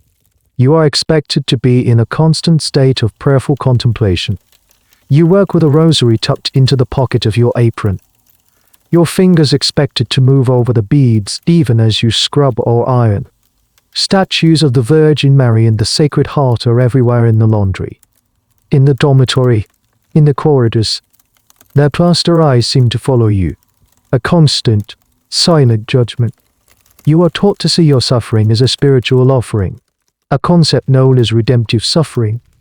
your aching muscles, your chapped hands, your gnawing hunger. These are not just hardships, they are prayers. You were told to offer it up for the souls in purgatory or for the conversion of sinners. It's a powerful piece of psychological manipulation. It reframes your misery as a noble, holy act. If you complain, you are not just breaking a rule, you are being spiritually selfish, rejecting a gift from God. This constant, forced immersion in a religion of guilt and suffering has a profound effect on you. For some girls, it works. They internalize the message. They come to truly believe in their own sinfulness and see the nuns as their saviors. They become the most devout, the most compliant. The trustees who help the nuns enforce the rules. For others, it fosters a deep and lasting resentment, a silent rejection of the very God in whose name they are being tormented. You find yourself somewhere in the middle, navigating a confusing landscape of belief and doubt. You still pray, but your prayers have changed. You no longer pray for forgiveness. Lying in your bed at night, you pray to the version of God you remember from your childhood, the one you hope still exists somewhere beyond these walls. You pray for strength. You pray for your friend Bridget. And sometimes, in a whispered, furious prayer, you ask God why he has abandoned you in this cold, merciless place. Weeks bleed into months, and months into years. The world outside the high stone walls begins to feel less and less real. It's a distant memory. A story you once read about a girl who used to be you. Your life is now entirely circumscribed by the convent grounds, but you know the outside world is still there. You can hear it sometimes, the distant rumble of traffic, the faint cry of a street vendor, the joyful shouts of children playing in a nearby park. These sounds are like messages from another planet, painful reminders of a freedom you no longer possess. The most agonizing part is the knowledge that your own society, your own community, has tacitly agreed to your confinement. They are complicit in your erasure. The laundry van, with its unmarked sides, is a familiar sight in town. People see it coming and going. They know where the perfectly starched linens for the Grand Hotel come from. They know who is washing the priest's vestments, but they choose not to see. They choose not to think about the girls inside. This is the great, unspoken contract of the Magdalen Laundries. The institutions absorb the community as shameful women, and in return, the community offers the institutions its silence and its business. It's a convenient arrangement for everyone on the outside. Families are spared the disgrace of a pregnant daughter or a wayward sister. The parish is kept pure. The town's collective conscience is soothed by the narrative that these girls are being cared for, that they are being given a chance at redemption. It's a collective act of looking away. You see it in the way new girls arrive. They are brought in the dead of night, like you were, smuggled in through the gates to avoid prying eyes. Their disappearance from their local community is explained away with the same tired euphemisms: she's gone to England, she's staying with a sick aunt, she's gone to a special school. Everyone knows these are lies, but they are comfortable lies, lies that maintain the social order. One of the most heart-wrenching aspects of this societal complicity is the role of families. After that initial, traumatic separation, most families cut off all contact. They don't visit. They don't write letters, not that you'd be allowed to receive them anyway. To acknowledge your existence in the laundry would be to acknowledge the family's shame. You are, for all intents and purposes, dead to them. Some girls hold on to a desperate, flickering hope that their parents will come for them, that there has been a terrible mistake, but they never do. The gate never opens. There's a curious and cruel detail that highlights this isolation. Some laundries were situated right in the middle of bustling neighborhoods. Survivors have described being able to see into the windows of nearby houses from the upper floors of the laundry. They could see families sitting down to dinner, see children playing with toys, see all the small, ordinary moments of a life they were forbidden to have. They were hidden in plain sight, separated from the world by a wall that was as much psychological as it was physical. Historians have long debated the reasons for this widespread public acceptance. Was it born of genuine, fervent religious belief that the church knew best? Was it driven by a deep-seated social conservatism and a fear of scandal? Or was it simply a matter of power that ordinary people were too intimidated by the immense authority of the church to dare and question its practices? The consensus among many modern scholars is that it was a toxic brew of all three. The church provided the moral justification, the society provided the climate of fear and shame, and the state provided the legal and financial support. It was a perfectly sealed system. Sometimes, you were sent to work in the convent's front garden, the one that faces the street. You trim the hedges or weed the flowers, always under the watchful eye of a nun. People from the town walk by on the pavement just a few feet away. They see you there, in your drab uniform and your cropped hair. Most of them avert their eyes. They hurry past, their faces suddenly intent on the ground in front of them. They don't want to meet your gaze. They don't want to acknowledge you as a fellow human being. To look at you, really look at you, would be to admit what is happening here, and that is a truth too uncomfortable for them to bear. But once in a while, someone does look, an old woman, perhaps, whose expression is not one of judgment, but of a deep, wary pity, or a young man who holds your gaze for a moment too long, a flicker of confusion and concern in his eyes before he is hustled along. These moments are rare and dangerous. The supervising nun will quickly call you away from the wall if she sees it happen. But for a fleeting second, you are seen. And it's a feeling both wonderful and excruciating. It's a confirmation that you still exist. But also a stark reminder of the vast, impassable gulf that separates your world from theirs. The wall isn't just made of stone, it's made of their silence, their denial, their old ignorance. The thought of escape is a constant, shimmering mirage in the desert of your daily life.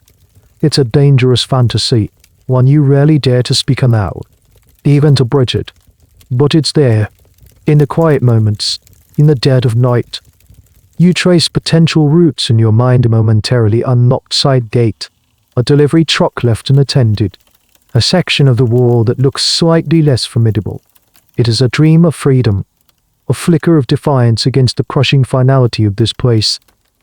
Most of the time, it remains just that, a dream. The convent is designed to be inescapable. The high walls, topped with broken glass, the heavy, bolted gates, the windows on the lower floors are barred. The nuns are ever vigilant. And even if you did manage to get outside, where would you go? You have no money, no connections. Your family has disowned you. To appear on the street in your penitent uniform would be to invite instant capture. The police, the priest, even a well-meaning stranger would likely bring you right back to the gates. The prison is not just the building, it is the whole of Irish society. But sometimes, the desperation becomes too much to bear. A girl reaches her breaking point, and she runs.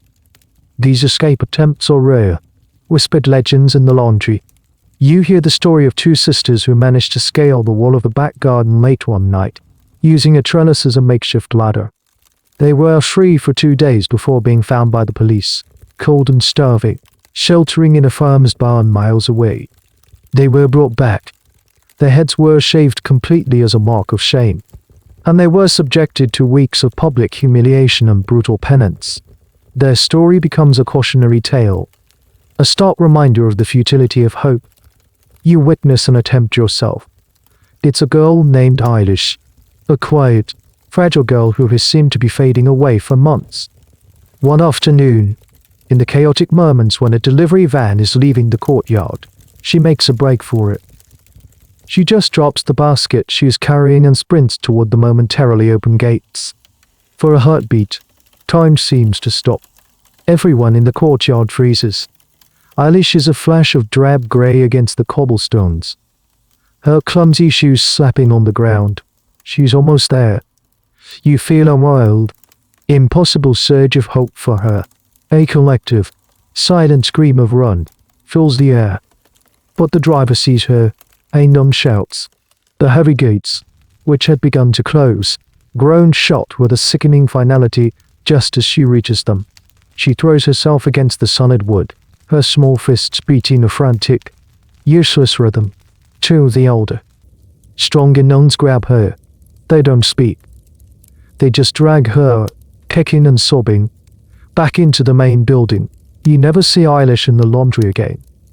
The rumor is that she was locked in the cell, a small, windowless punishment room in the basement, for weeks. When she is eventually returned to the dormitory, she is a ghost, her spirit completely broken. There's a particularly grim and little-known aspect of these escape attempts. In some cases, the penitents were not legally confined. They were there voluntarily, placed by their families without any official court order. Legally, they could have walked out the front door, but they didn't know this. The nuns and the entire system cultivated an atmosphere of imprisonment so total that it never occurred to them that the door wasn't actually locked. This psychological imprisonment was, for many, more effective than any physical barrier. The debate among legal historians continues to what extent was the state liable for the false imprisonment of thousands of its citizens in what were essentially private institutions. Despite the risks, the dream persists. One night, Bridget whispers to you in the darkness of the dormitory. She has a plan. It's a crazy, desperate plan. She's noticed that a small window in the pantry, where the bread is stored, has a broken latch. It's small, but she thinks a person could just squeeze through. It opens onto a narrow alleyway at the back of the convent. Her plan is terrifying, but it's also the first real spark of hope you've felt in years. For weeks, you plan in stolen whispers. You hoard crusts of bread. You try to figure out the schedule of the night watch nun. The fear is a constant. Cold not in your stomach, but it's mixed with a thrilling, unfamiliar surge of adrenaline. You are no longer just passive victims, you are agents in your own story. The night you choose is moonless and stormy. The sound of the wind and rain a welcome cover. You wait until the dormitory is still. Then you slip out of bed, your heart hammering. You meet Bridget in the corridor. You creep down the stairs. Every creak of the floorboards a cannon shot in the silence. You reach the pantry. The latch is broken, just as she said. Bridget, who is smaller, goes first.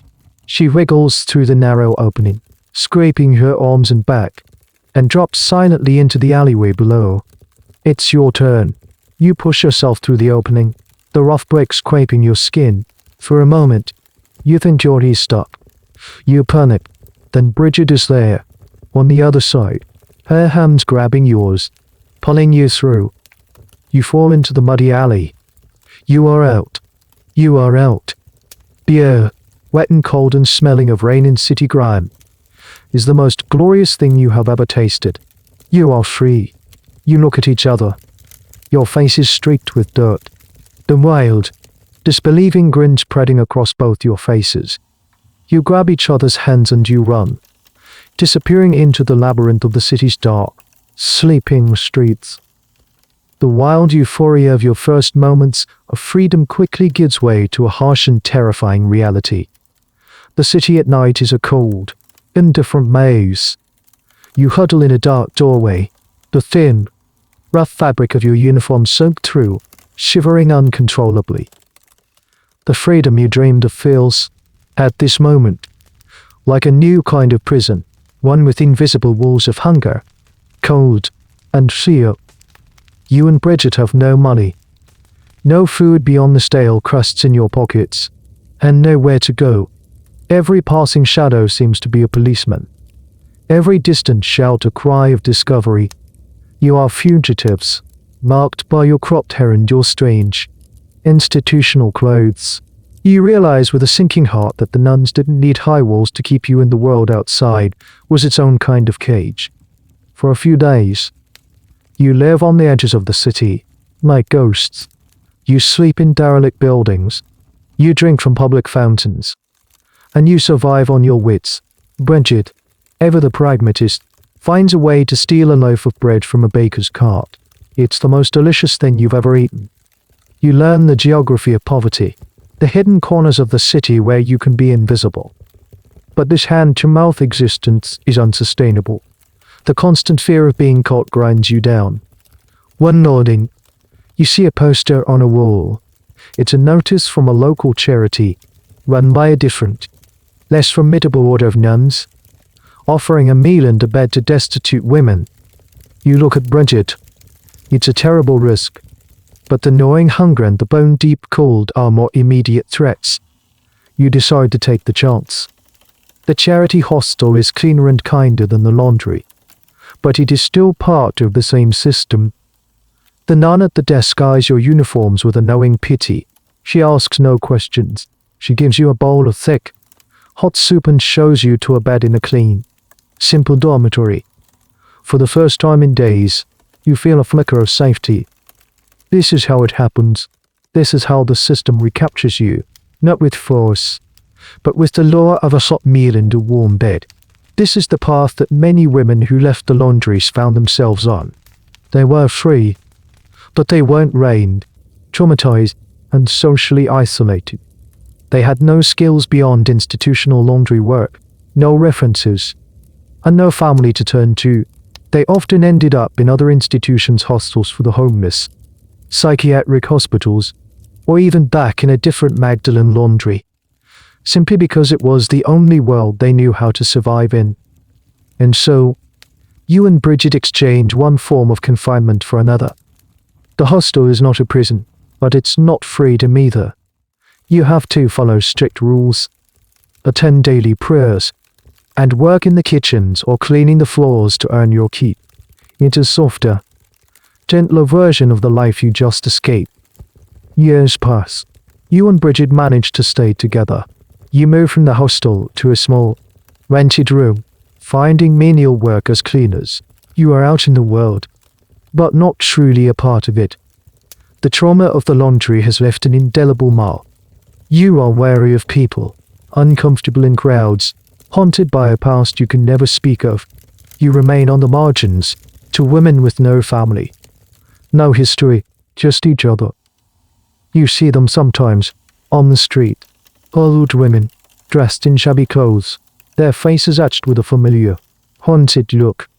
You recognize them instantly.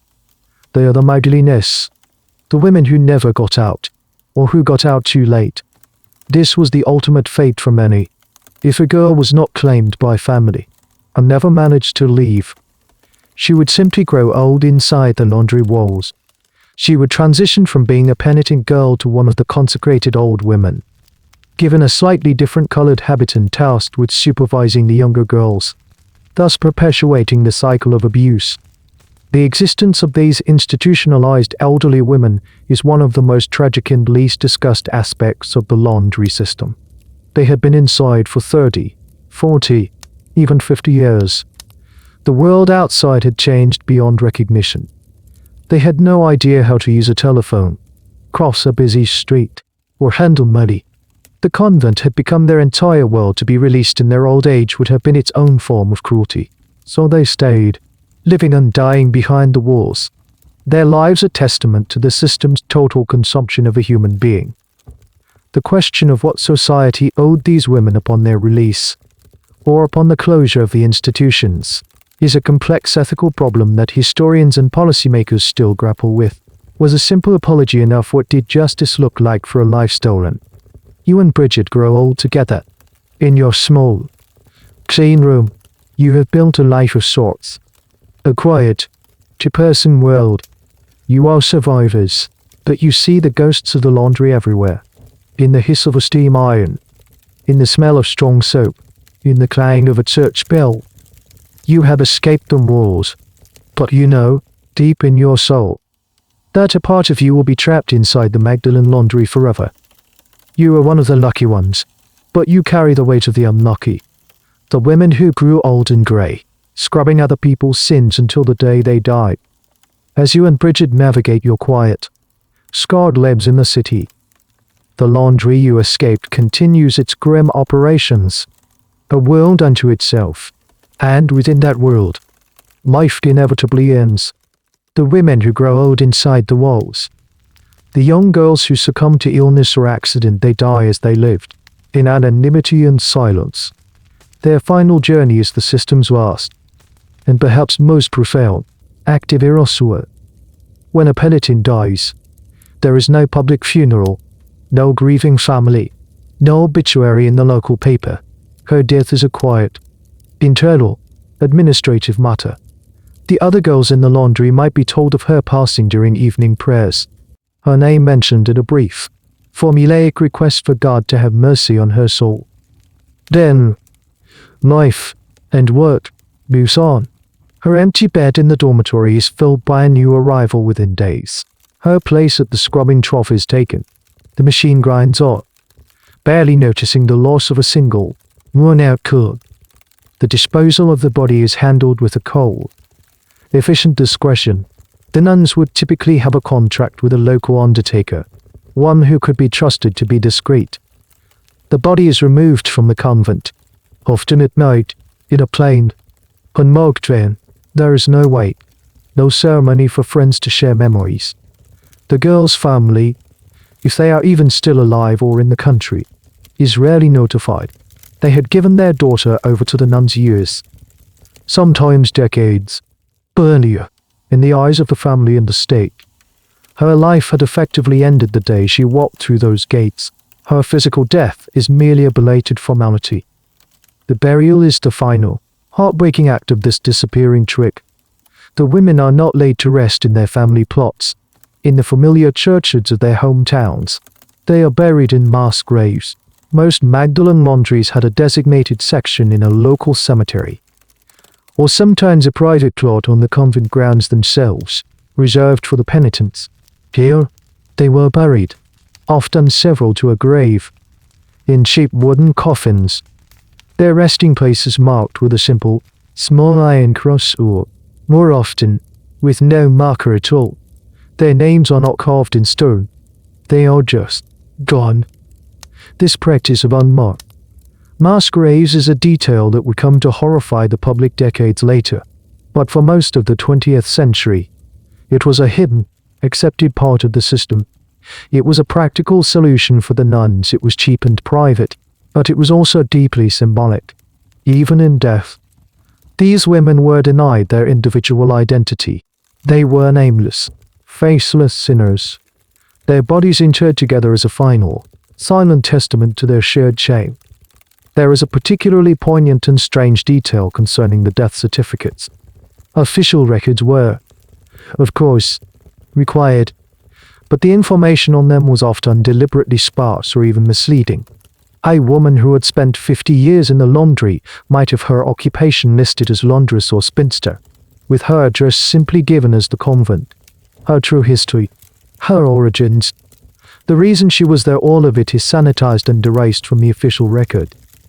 Her life story is reduced to a few bland, bureaucratic lines. The question of why these women were not given proper individual burials is a point of some historical debate. The religious orders would have argued that it was a sign of humility, that in death, as in life, the penitents were part of a communal sisterhood. They might also have cited poverty, claiming they couldn't afford individual plots and headstones for the hundreds of women who died in their care over the decades. But critics and historians point to a more cynical reason. It was the final step in ensuring the secret of the laundries was kept. An anonymous patch of grass in a cemetery asks no questions. A row of headstones, each with a name and a date, might invite curiosity. It might lead a future generation to start asking who these women were, and why so many of them died in the care of the nuns. Lying in your bed at night, in the small room you share with Bridget, you sometimes think of the girls you knew who never made it out. You think of Eilish, the girl who made a run for the gates and was broken. You wonder what happened to her. Did she waste away in the infirmary? Is she now lying in an unmarked patch of earth somewhere, her name known only to God? You feel a profound sense of survivor's guilt, but also a fierce, protective anger. You remember their faces. You remember their secret, whispered names. In your mind, you erect a headstone for each of them. You give them back the identity that was stolen from them. It is a small, private act of remembrance, a rebellion against the enforced amnesia of the entire country. You are a living archive, a keeper of the names that were meant to be forgotten, buried under layers of silence, shame, and anonymous soil. As you and Bridget navigate your quiet struggles of your life on the outside, the world around you is slowly, almost imperceptibly, beginning to change. The Ireland of the 1970s and 80s is not the same suffocating my biased nation you were torn from decades ago.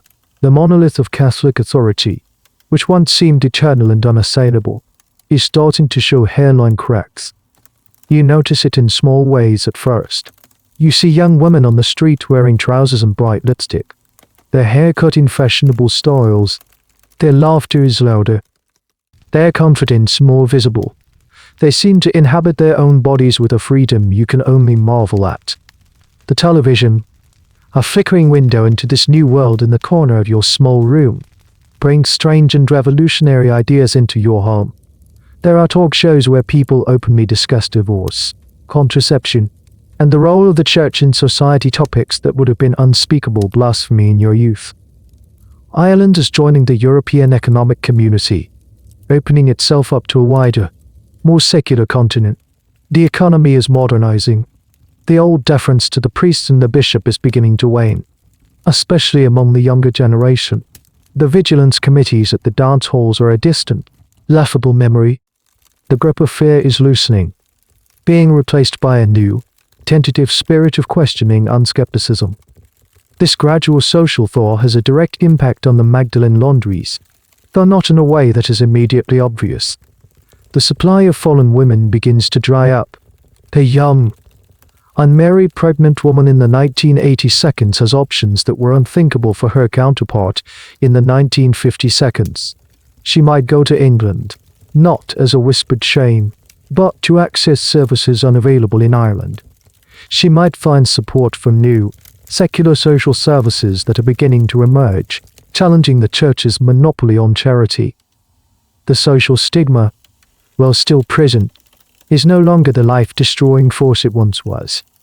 Families are less inclined to simply hand their daughters over to the nuns. The legal system is also changing. Judges are no longer sentencing petty female offenders to indeterminate periods of penance in a laundry.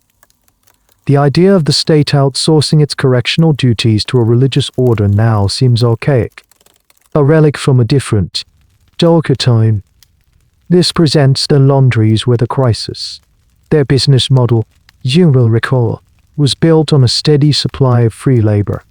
As the number of new arrivals dwindles to a trickle, the existing population inside the walls grows older and less able to perform the punishing physical work. The laundries, once highly profitable enterprises, are becoming financially unviable. They are aging institutions, filled with aging women, relics of a social order that is rapidly disappearing. There's a subtle but significant cultural shift that contributes to their decline as well. For the first time, dissenting voices are beginning to be heard in the arts. Playwrights, poets, and novelists start to explore the darker, more repressive aspects of Irish Catholicism. They are chipping away at the carefully constructed image of a holy, pious Ireland, revealing the rot beneath. While they may not mention the laundries by name, they create a cultural atmosphere where it becomes possible to question these sacred institutions. One of the most debated questions among historians is why it took so long for this change to happen. Why did the system persist well into the late 20th century? Long after similar institutions had closed in other parts of the world, some argue it was due to the unique and exceptionally powerful position the Catholic Church held in Ireland, a dominance that lingered for decades after it had faded elsewhere. Others point to the country's relative isolation and economic struggles, which slowed the pace of social change. Still others suggest that the silence surrounding the laundries was so profound, the collective shame so deeply ingrained, that it took generations for the country to even begin to find the language to talk about what had happened. You feel this change in the air, a sense of cautious optimism, but it's tinged with a deep, personal bitterness. For you, for Bridget, for the thousands of women whose lives were shattered by this system. These changes are coming too late. The world moved on, but you were frozen in time, trapped in an amber of shame and silence. One day, you are walking past the laundry where you were once imprisoned. The massive stone walls look the same, as menacing as ever. But you notice something different. A section of the wall is crumbling, Weeds are growing in the cracks. The great wooden gates look weathered and are in need of a coat of paint. The place looks tired, neglected. It is an institution that is dying, slowly, from the inside out. The cracks in the wall are a mirror of the cracks forming in the society that built it. It gives you a small, grim sense of satisfaction. The fortress is not so impregnable after all. It is, like all things built on secrets and lies, destined to fall. The final blow to the Magdalen Laundries comes not from a burst of moral outrage or a government decree, but from a quiet, domestic revolution.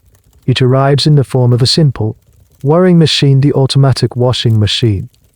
Throughout the 1970s and 80s, as Ireland's economy slowly modernizes and disposable incomes rise, this once unthinkable luxury starts to become a common household appliance. You and Bridget save for years to buy a small, second-hand one for your flat. The day it's installed, you both watch it, mesmerized, as it agitates, rinses, and spins, performing in an hour a task that would have taken you a full day of back-breaking, hand-ruining labor in the convent. It feels like a miracle, a small, personal victory over your past. This domestic technology has a devastating impact on the laundry's business model. Their biggest clients, hotels, hospitals, and other large institutions, are discovering that it's cheaper and more efficient to install their own in-house, industrial-sized washing machines than to continue sending their linen out. The state, which was once the laundry's most reliable customer, begins to terminate its long-standing contracts. The economic foundation upon which the entire system was built simply evaporates. The nuns, who had been savvy and often ruthless businesswomen for over a century, cannot compete with automation. Their primary asset was a massive, free labor force. But that labor force is now old, shrinking, and unable to match the efficiency of a machine. The demand for their services plummets. The unmarked vans that once rumbled through the city streets, laden with laundry, become a rare and rarer sight. This economic collapse is a fascinating and often overlooked aspect of the story. The end of the laundries is often framed as a moral awakening, but the economic reality is just as crucial. The system didn't end simply because society decided it was wrong. It ended because it stopped being profitable. It's a cynical but important truth. The same market forces that allowed the laundries to thrive for so long were the very forces that ultimately killed them. There's a strange and poignant detail in this transition. As the laundries began to fail, some of the religious orders attempted to modernize. They bought industrial washing machines and dryers, trying to convert their 19th century workhouses into modern commercial laundries. But the attempts were largely unsuccessful. They were still saddled with the costs of maintaining huge, crumbling old buildings and caring for a population of aging, institutionalized women. They couldn't make the numbers work. The image is almost surreal of few elderly nuns and penitents, dwarfed by state-of-the-art machinery they barely understand, trying to keep a dying enterprise alive.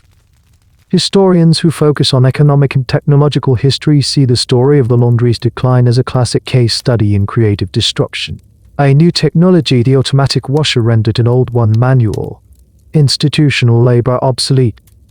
The moral dimension, while vital, is seen as secondary to the inexorable logic of the market.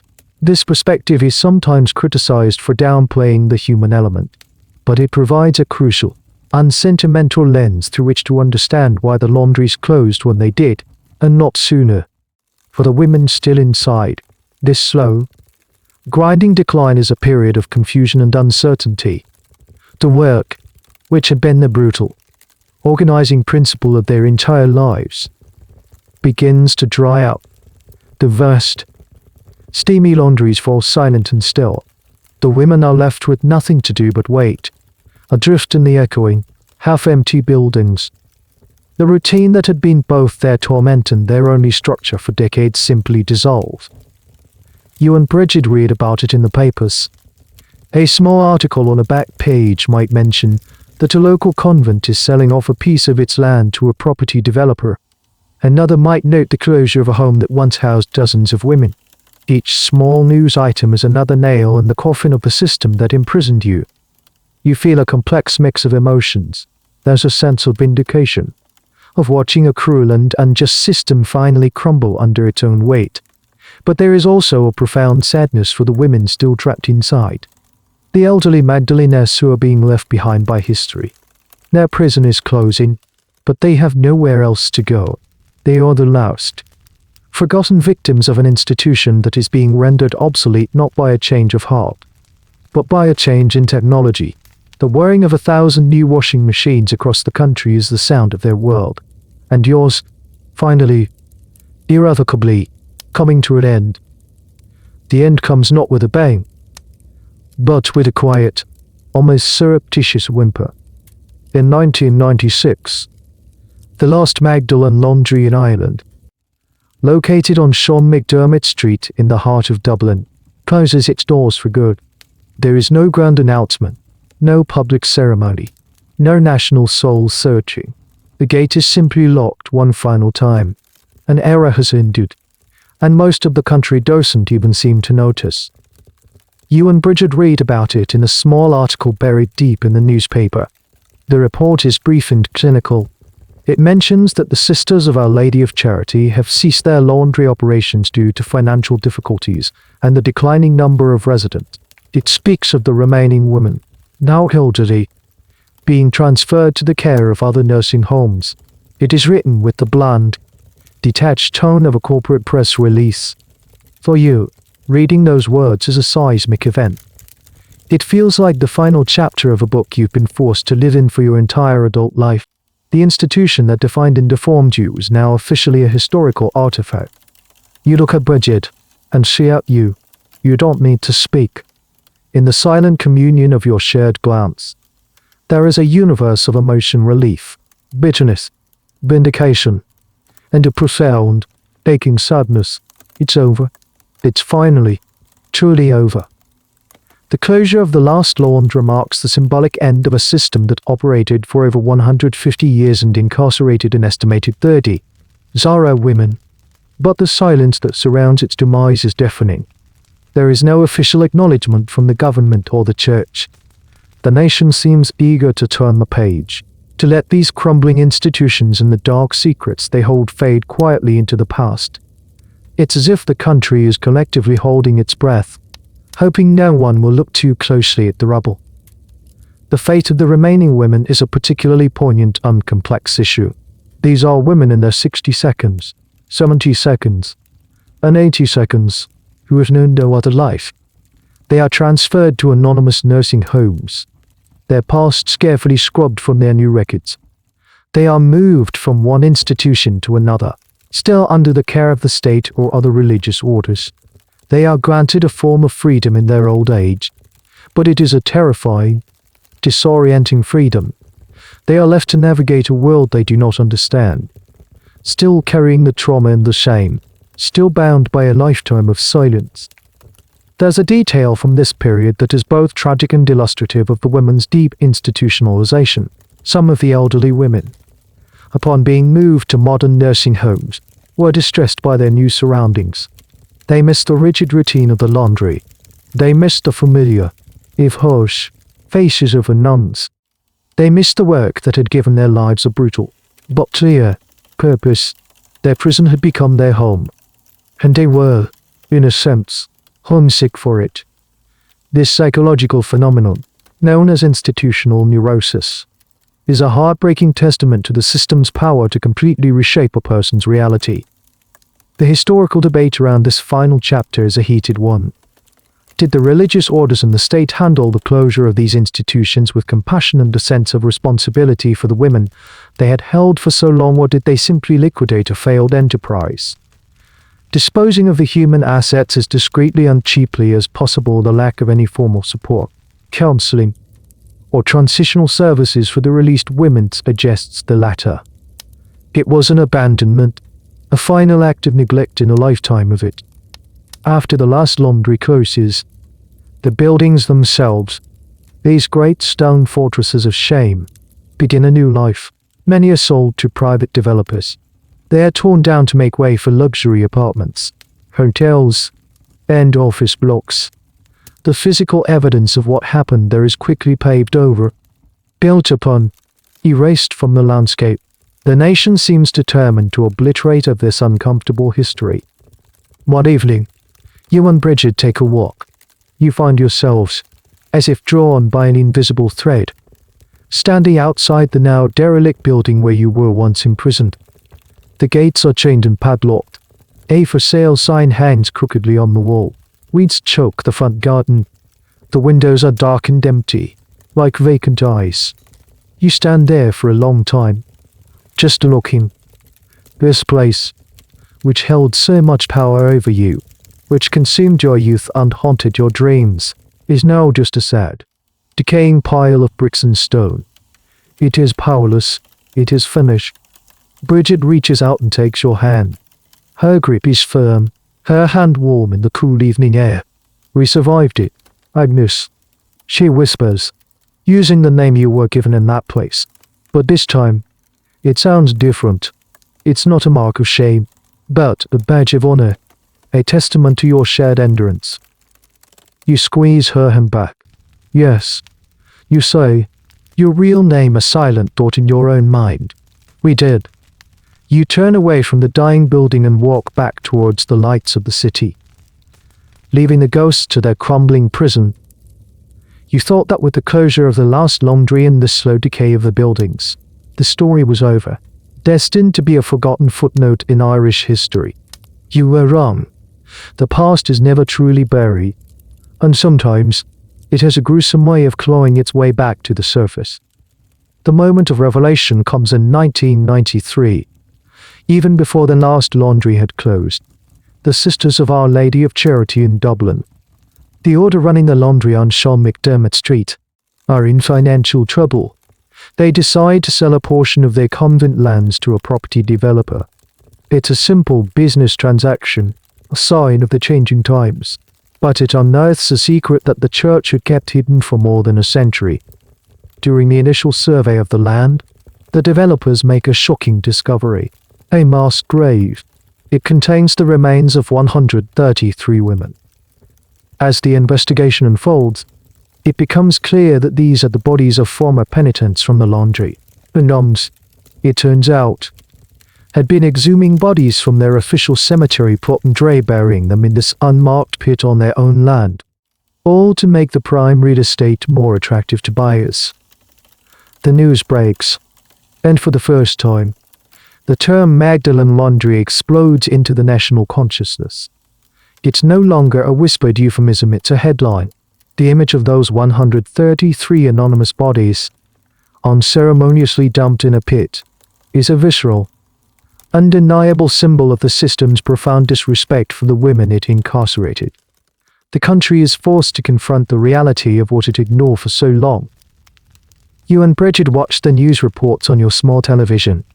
Your heart's pounding. You see grainy images of the excavation site. You see forensic experts in white suits carefully uncovering the bones. And you see the faces of ordinary Irish people shocked, ashamed, horrified. The comfortable lie that these institutions were benevolent places of sanctuary is shattered forever, replaced by the stark reality of a mass grave. The discovery ignites a firestorm. The initial public story from the nuns is that these were the bodies of women with no known relatives, buried respectfully, but records are checked. It's discovered that a further 22 bodies are unaccounted for. Death certificates are found for 155 women, but the city's burial records only account for 75. The numbers don't add up. The story unravels. The nuns had secured licenses to exhume the bodies, but the final disposal was done in secret. Ultimately, the remains of the 155 women were cremated and interred in a single, properly marked grave in a public cemetery. A belated and inadequate act of respect forced by public outrage. This event, the discovery of the Dublin mass grave, is the single most important catalyst in bringing the history of the Magdalen Laundries to light. It provides concrete, physical proof of the dehumanization that occurred behind those walls. It is one thing to hear stories of hardship, it is another entirely to see the evidence of it in a pile of human bones. Historians and journalists begin to dig. They uncover the records. They piece together the timelines. They expose the financial entanglements between the laundries, the state, and private businesses. The academic debates that had been confined to obscure journals about the laundries as a car-sea rail system, as a business enterprise, as a tool of social control are now front-page news. The key question that emerges is one of culpability. Who was to blame? The religious orders who ran the institutions, the state that sanctioned them, funded them, and used their services, the families who committed their daughters to society that looked the other way.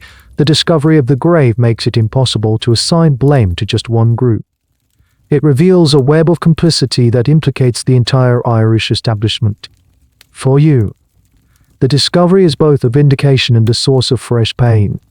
You feel a grim satisfaction that the truth is finally coming out, that the world is finally seeing what you and Bridget have always known. But it also reopens old wounds. Every news report, every new revelation, forces you to relive the trauma. You look at the grainy photos of the exhumation, and you wonder who were they. Could one of them have been Eilish or another girl you knew, whose name you still remember? The discovery of that grave gives a voice to the dead, but it also creates a space for the living to finally speak. The wall of silence, which it held for so long, begins to crumble. The secret is out, and it is uglier and more extensive than anyone could have ever imagined. The ghosts of the Magdalen Laundries have been disturbed, and they will not go quietly back into their unmarked graves. The discovery of the mass grave cracks the dam of silence, and what follows is a slow, then steady, and finally powerful flood of voices. The voices of the survivors. For decades, you and women like you had carried your stories in silence, convinced that no one wanted to hear them, that no one would believe you. Now, for the first time, the country is being forced to listen. It starts with a few brave women. They contact journalists. They speak to newly formed advocacy groups. They are hesitant at first, their voices trembling, unaccustomed to being heard. They speak of the endless work, the hunger, the cruelty of the nuns, the loss of their names, the theft of their childhoods. Each story, told on a radio show or printed in a newspaper, is a single, flickering candle in the darkness. You and Bridget follow these developments with a mixture of terror and hope. Every time you hear a survivor speak, you recognize your own story in hers. The details are hauntingly familiar: the bell, the uniform, the silence, the fear. It's a validation, a powerful confirmation that you were not alone, that you were not crazy. Your experience was real. It was a system. One of the first and most powerful platforms for these stories is a groundbreaking documentary film. It features interviews with several survivors, their faces shown in shadow to protect their identities, their voices raw with a lifetime of suppressed pain and anger. Watching it is an almost unbearable experience. You see yourself in these shadowed figures. You cry with them, and for the first time, you feel a flicker of something you haven't felt before: pride. Pride in their courage to speak out. Inspired by these first few, more women come forward. They form support groups. Like Magdalene survivors together, they find strength in numbers, comfort in shared experience. In these groups, for the first time, they can speak openly about what happened to them, without fear of judgment or disbelief. They can name the nuns who were cruel, and remember the small acts of kindness from other girls. They can mourn for the lives they lost and begin, tentatively, to heal. This is where the narrative shifts decisively from a historical curiosity to a human rights issue. The survivors are not interested in abstract academic debates about the socio-economic causes of the laundries. They are interested in something much more fundamental: justice. They want an apology. They want acknowledgement of the wrongdoing. And they want redress for the lives that were stolen from them, for the decades of unpaid labor. A particularly powerful and poignant detail of this movement is the fight to reclaim their names. Many survivors speak of the trauma of having their identities stripped away. They insist on being named, on telling their individual stories. The movement becomes a powerful act of reclaiming personhood. They are no longer the anonymous, interchangeable penitents. They are Mary and Catherine and Elizabeth. They are individuals with histories, with voices, with rights. Of course, not every survivor is able to speak. For many, the trauma is too deep, the fear of exposure too great. The shame that was drilled into them for decades is not easily shed. Some women go to their graves with their secret untold. The historical record, therefore, will always be incomplete, skewed towards the voices of those who were strong enough, or angry enough, to come forward. The full scale of the suffering, the quiet, internal pain of those who remained silent, is something we can never truly measure. The survivor's testimony challenges the official history in a crucial way. The religious orders and some historians had tried to frame the Laundries as a product of their time, arguing that we shouldn't judge the past by the standards of the present. But the survivors' stories of physical abuse, starvation, and psychological torment are not matters of historical interpretation. They are timeless human rights violations. Their testimony forces a moral clarity on the issue that academic detachment sometimes lacks. You and Bridget talk about it, late into the night. Could you speak out? Could you join one of these groups? The thought is terrifying. It means opening up the deepest, most painful part of your life to the world. Bridget is hesitant. She has built a wall around her past, and she is afraid of what will happen if she takes it down. But you feel a growing sense of duty. A duty to the girls who didn't survive. A duty to Eilish, and to all the others whose names were forgotten. Your voice, you realize, is not just your own. It is a voice for the dead. One day, you see a notice in the paper for a meeting of a local survivors group. You cut it out and leave it on the table. That evening, Bridget sees it. She looks at it for a long time. Then she looks at you. "All right," she says, her voice quiet but firm. "Let's go." It is the most courageous step you have taken since the night you squeezed through that pantry window. Walking into that meeting room is like stepping into another world. It's a drab community hall, smelling of stale coffee and disinfectant. But for you, it is a sanctuary.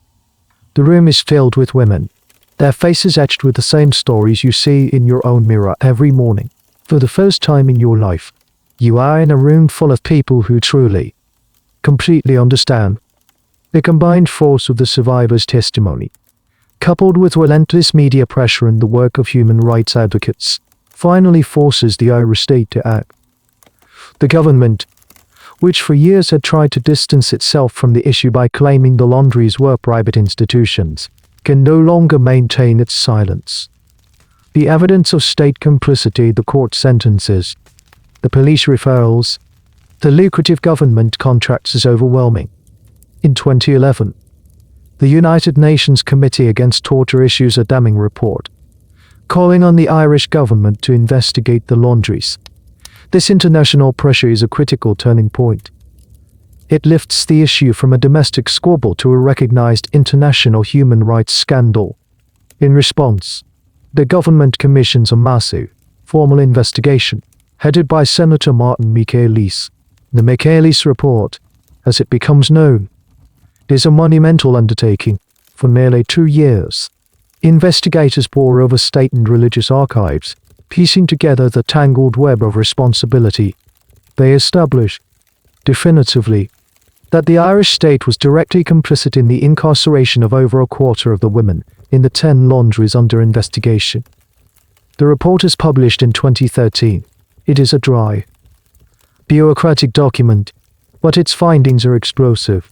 It lays bare the mechanics of the system, confirming what you and the other survivors have been saying all along.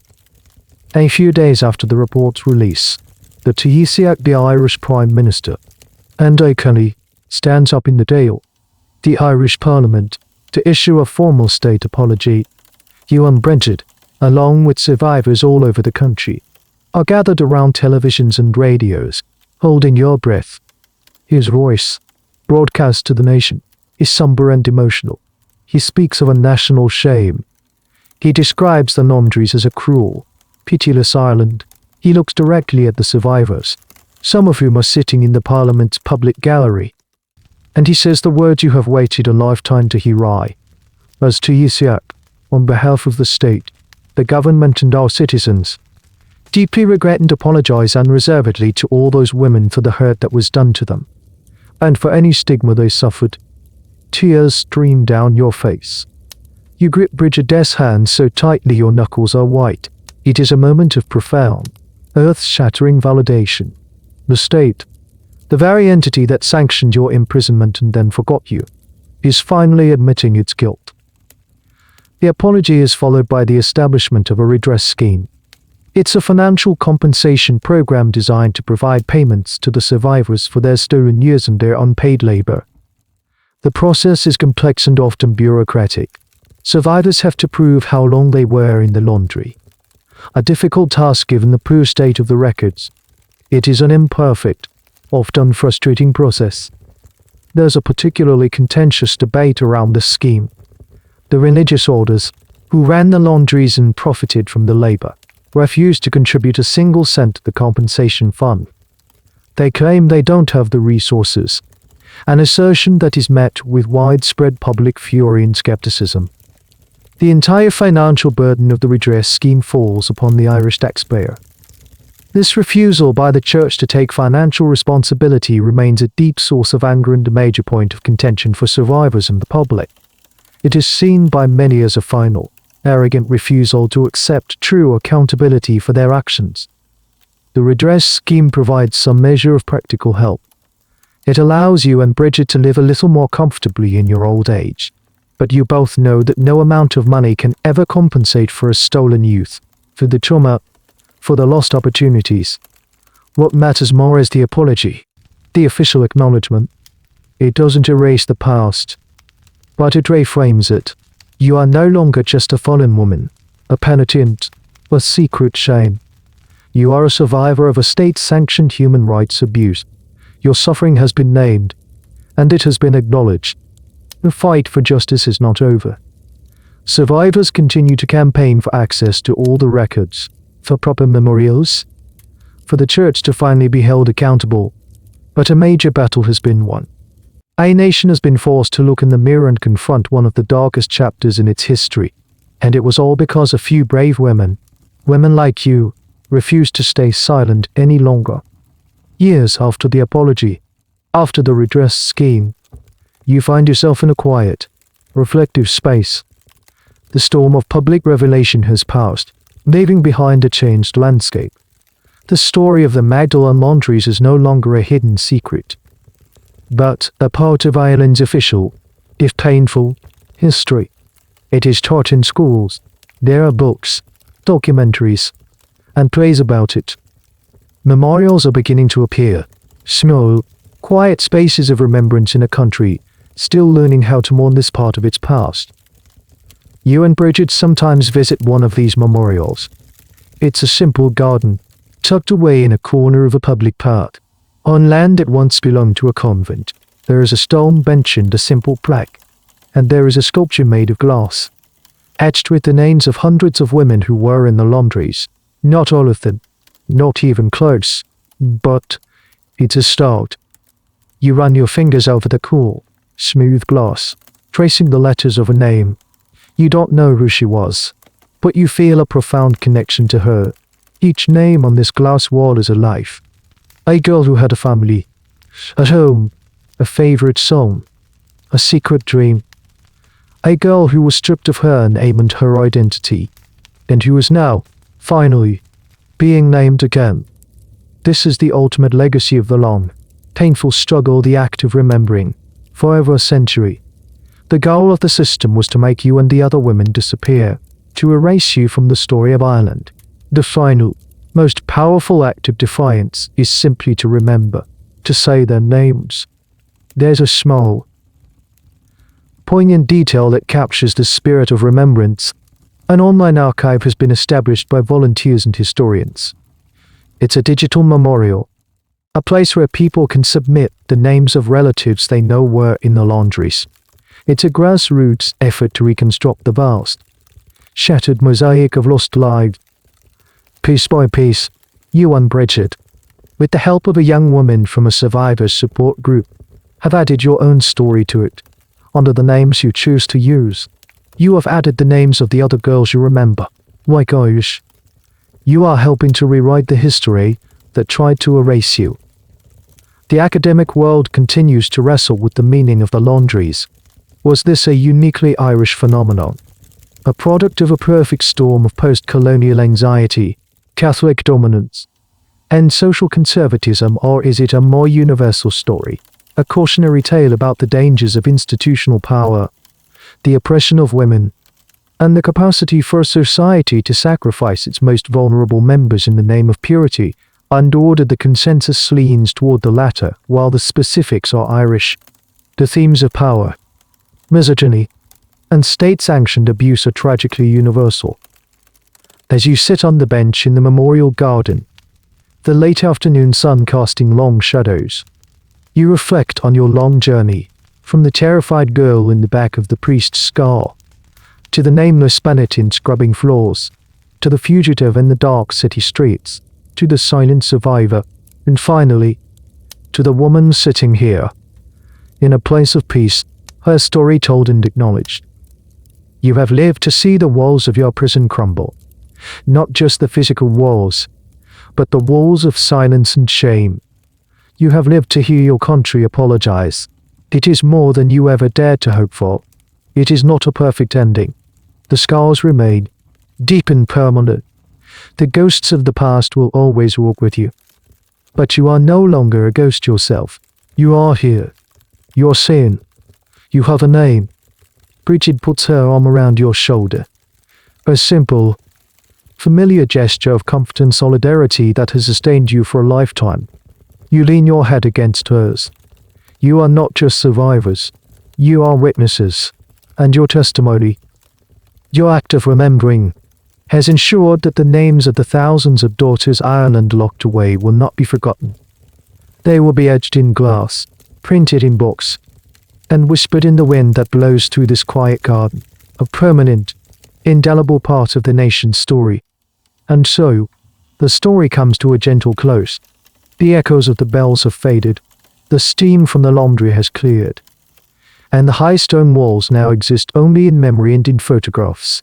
You can feel the weight of that long history begin to lift, ever so slightly, from your shoulders. The world, which once seemed so menacing and vast, now feels a little quieter, a little softer around the edges. You are safe now. The running is over. The struggle for justice has found its resolution, not in perfect victory, but in the profound peace of being heard, of being acknowledged. Imagine yourself now, not in that cold dormitory, but in a warm, comfortable bed. The air is still and calm. The only sound is the gentle, rhythmic whisper of your own breath.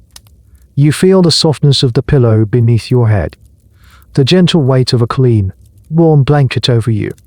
There are no bells to dread, no morning of hard labor to face. There is only the promise of a peaceful, uninterrupted rest. Let the figures from the past recede.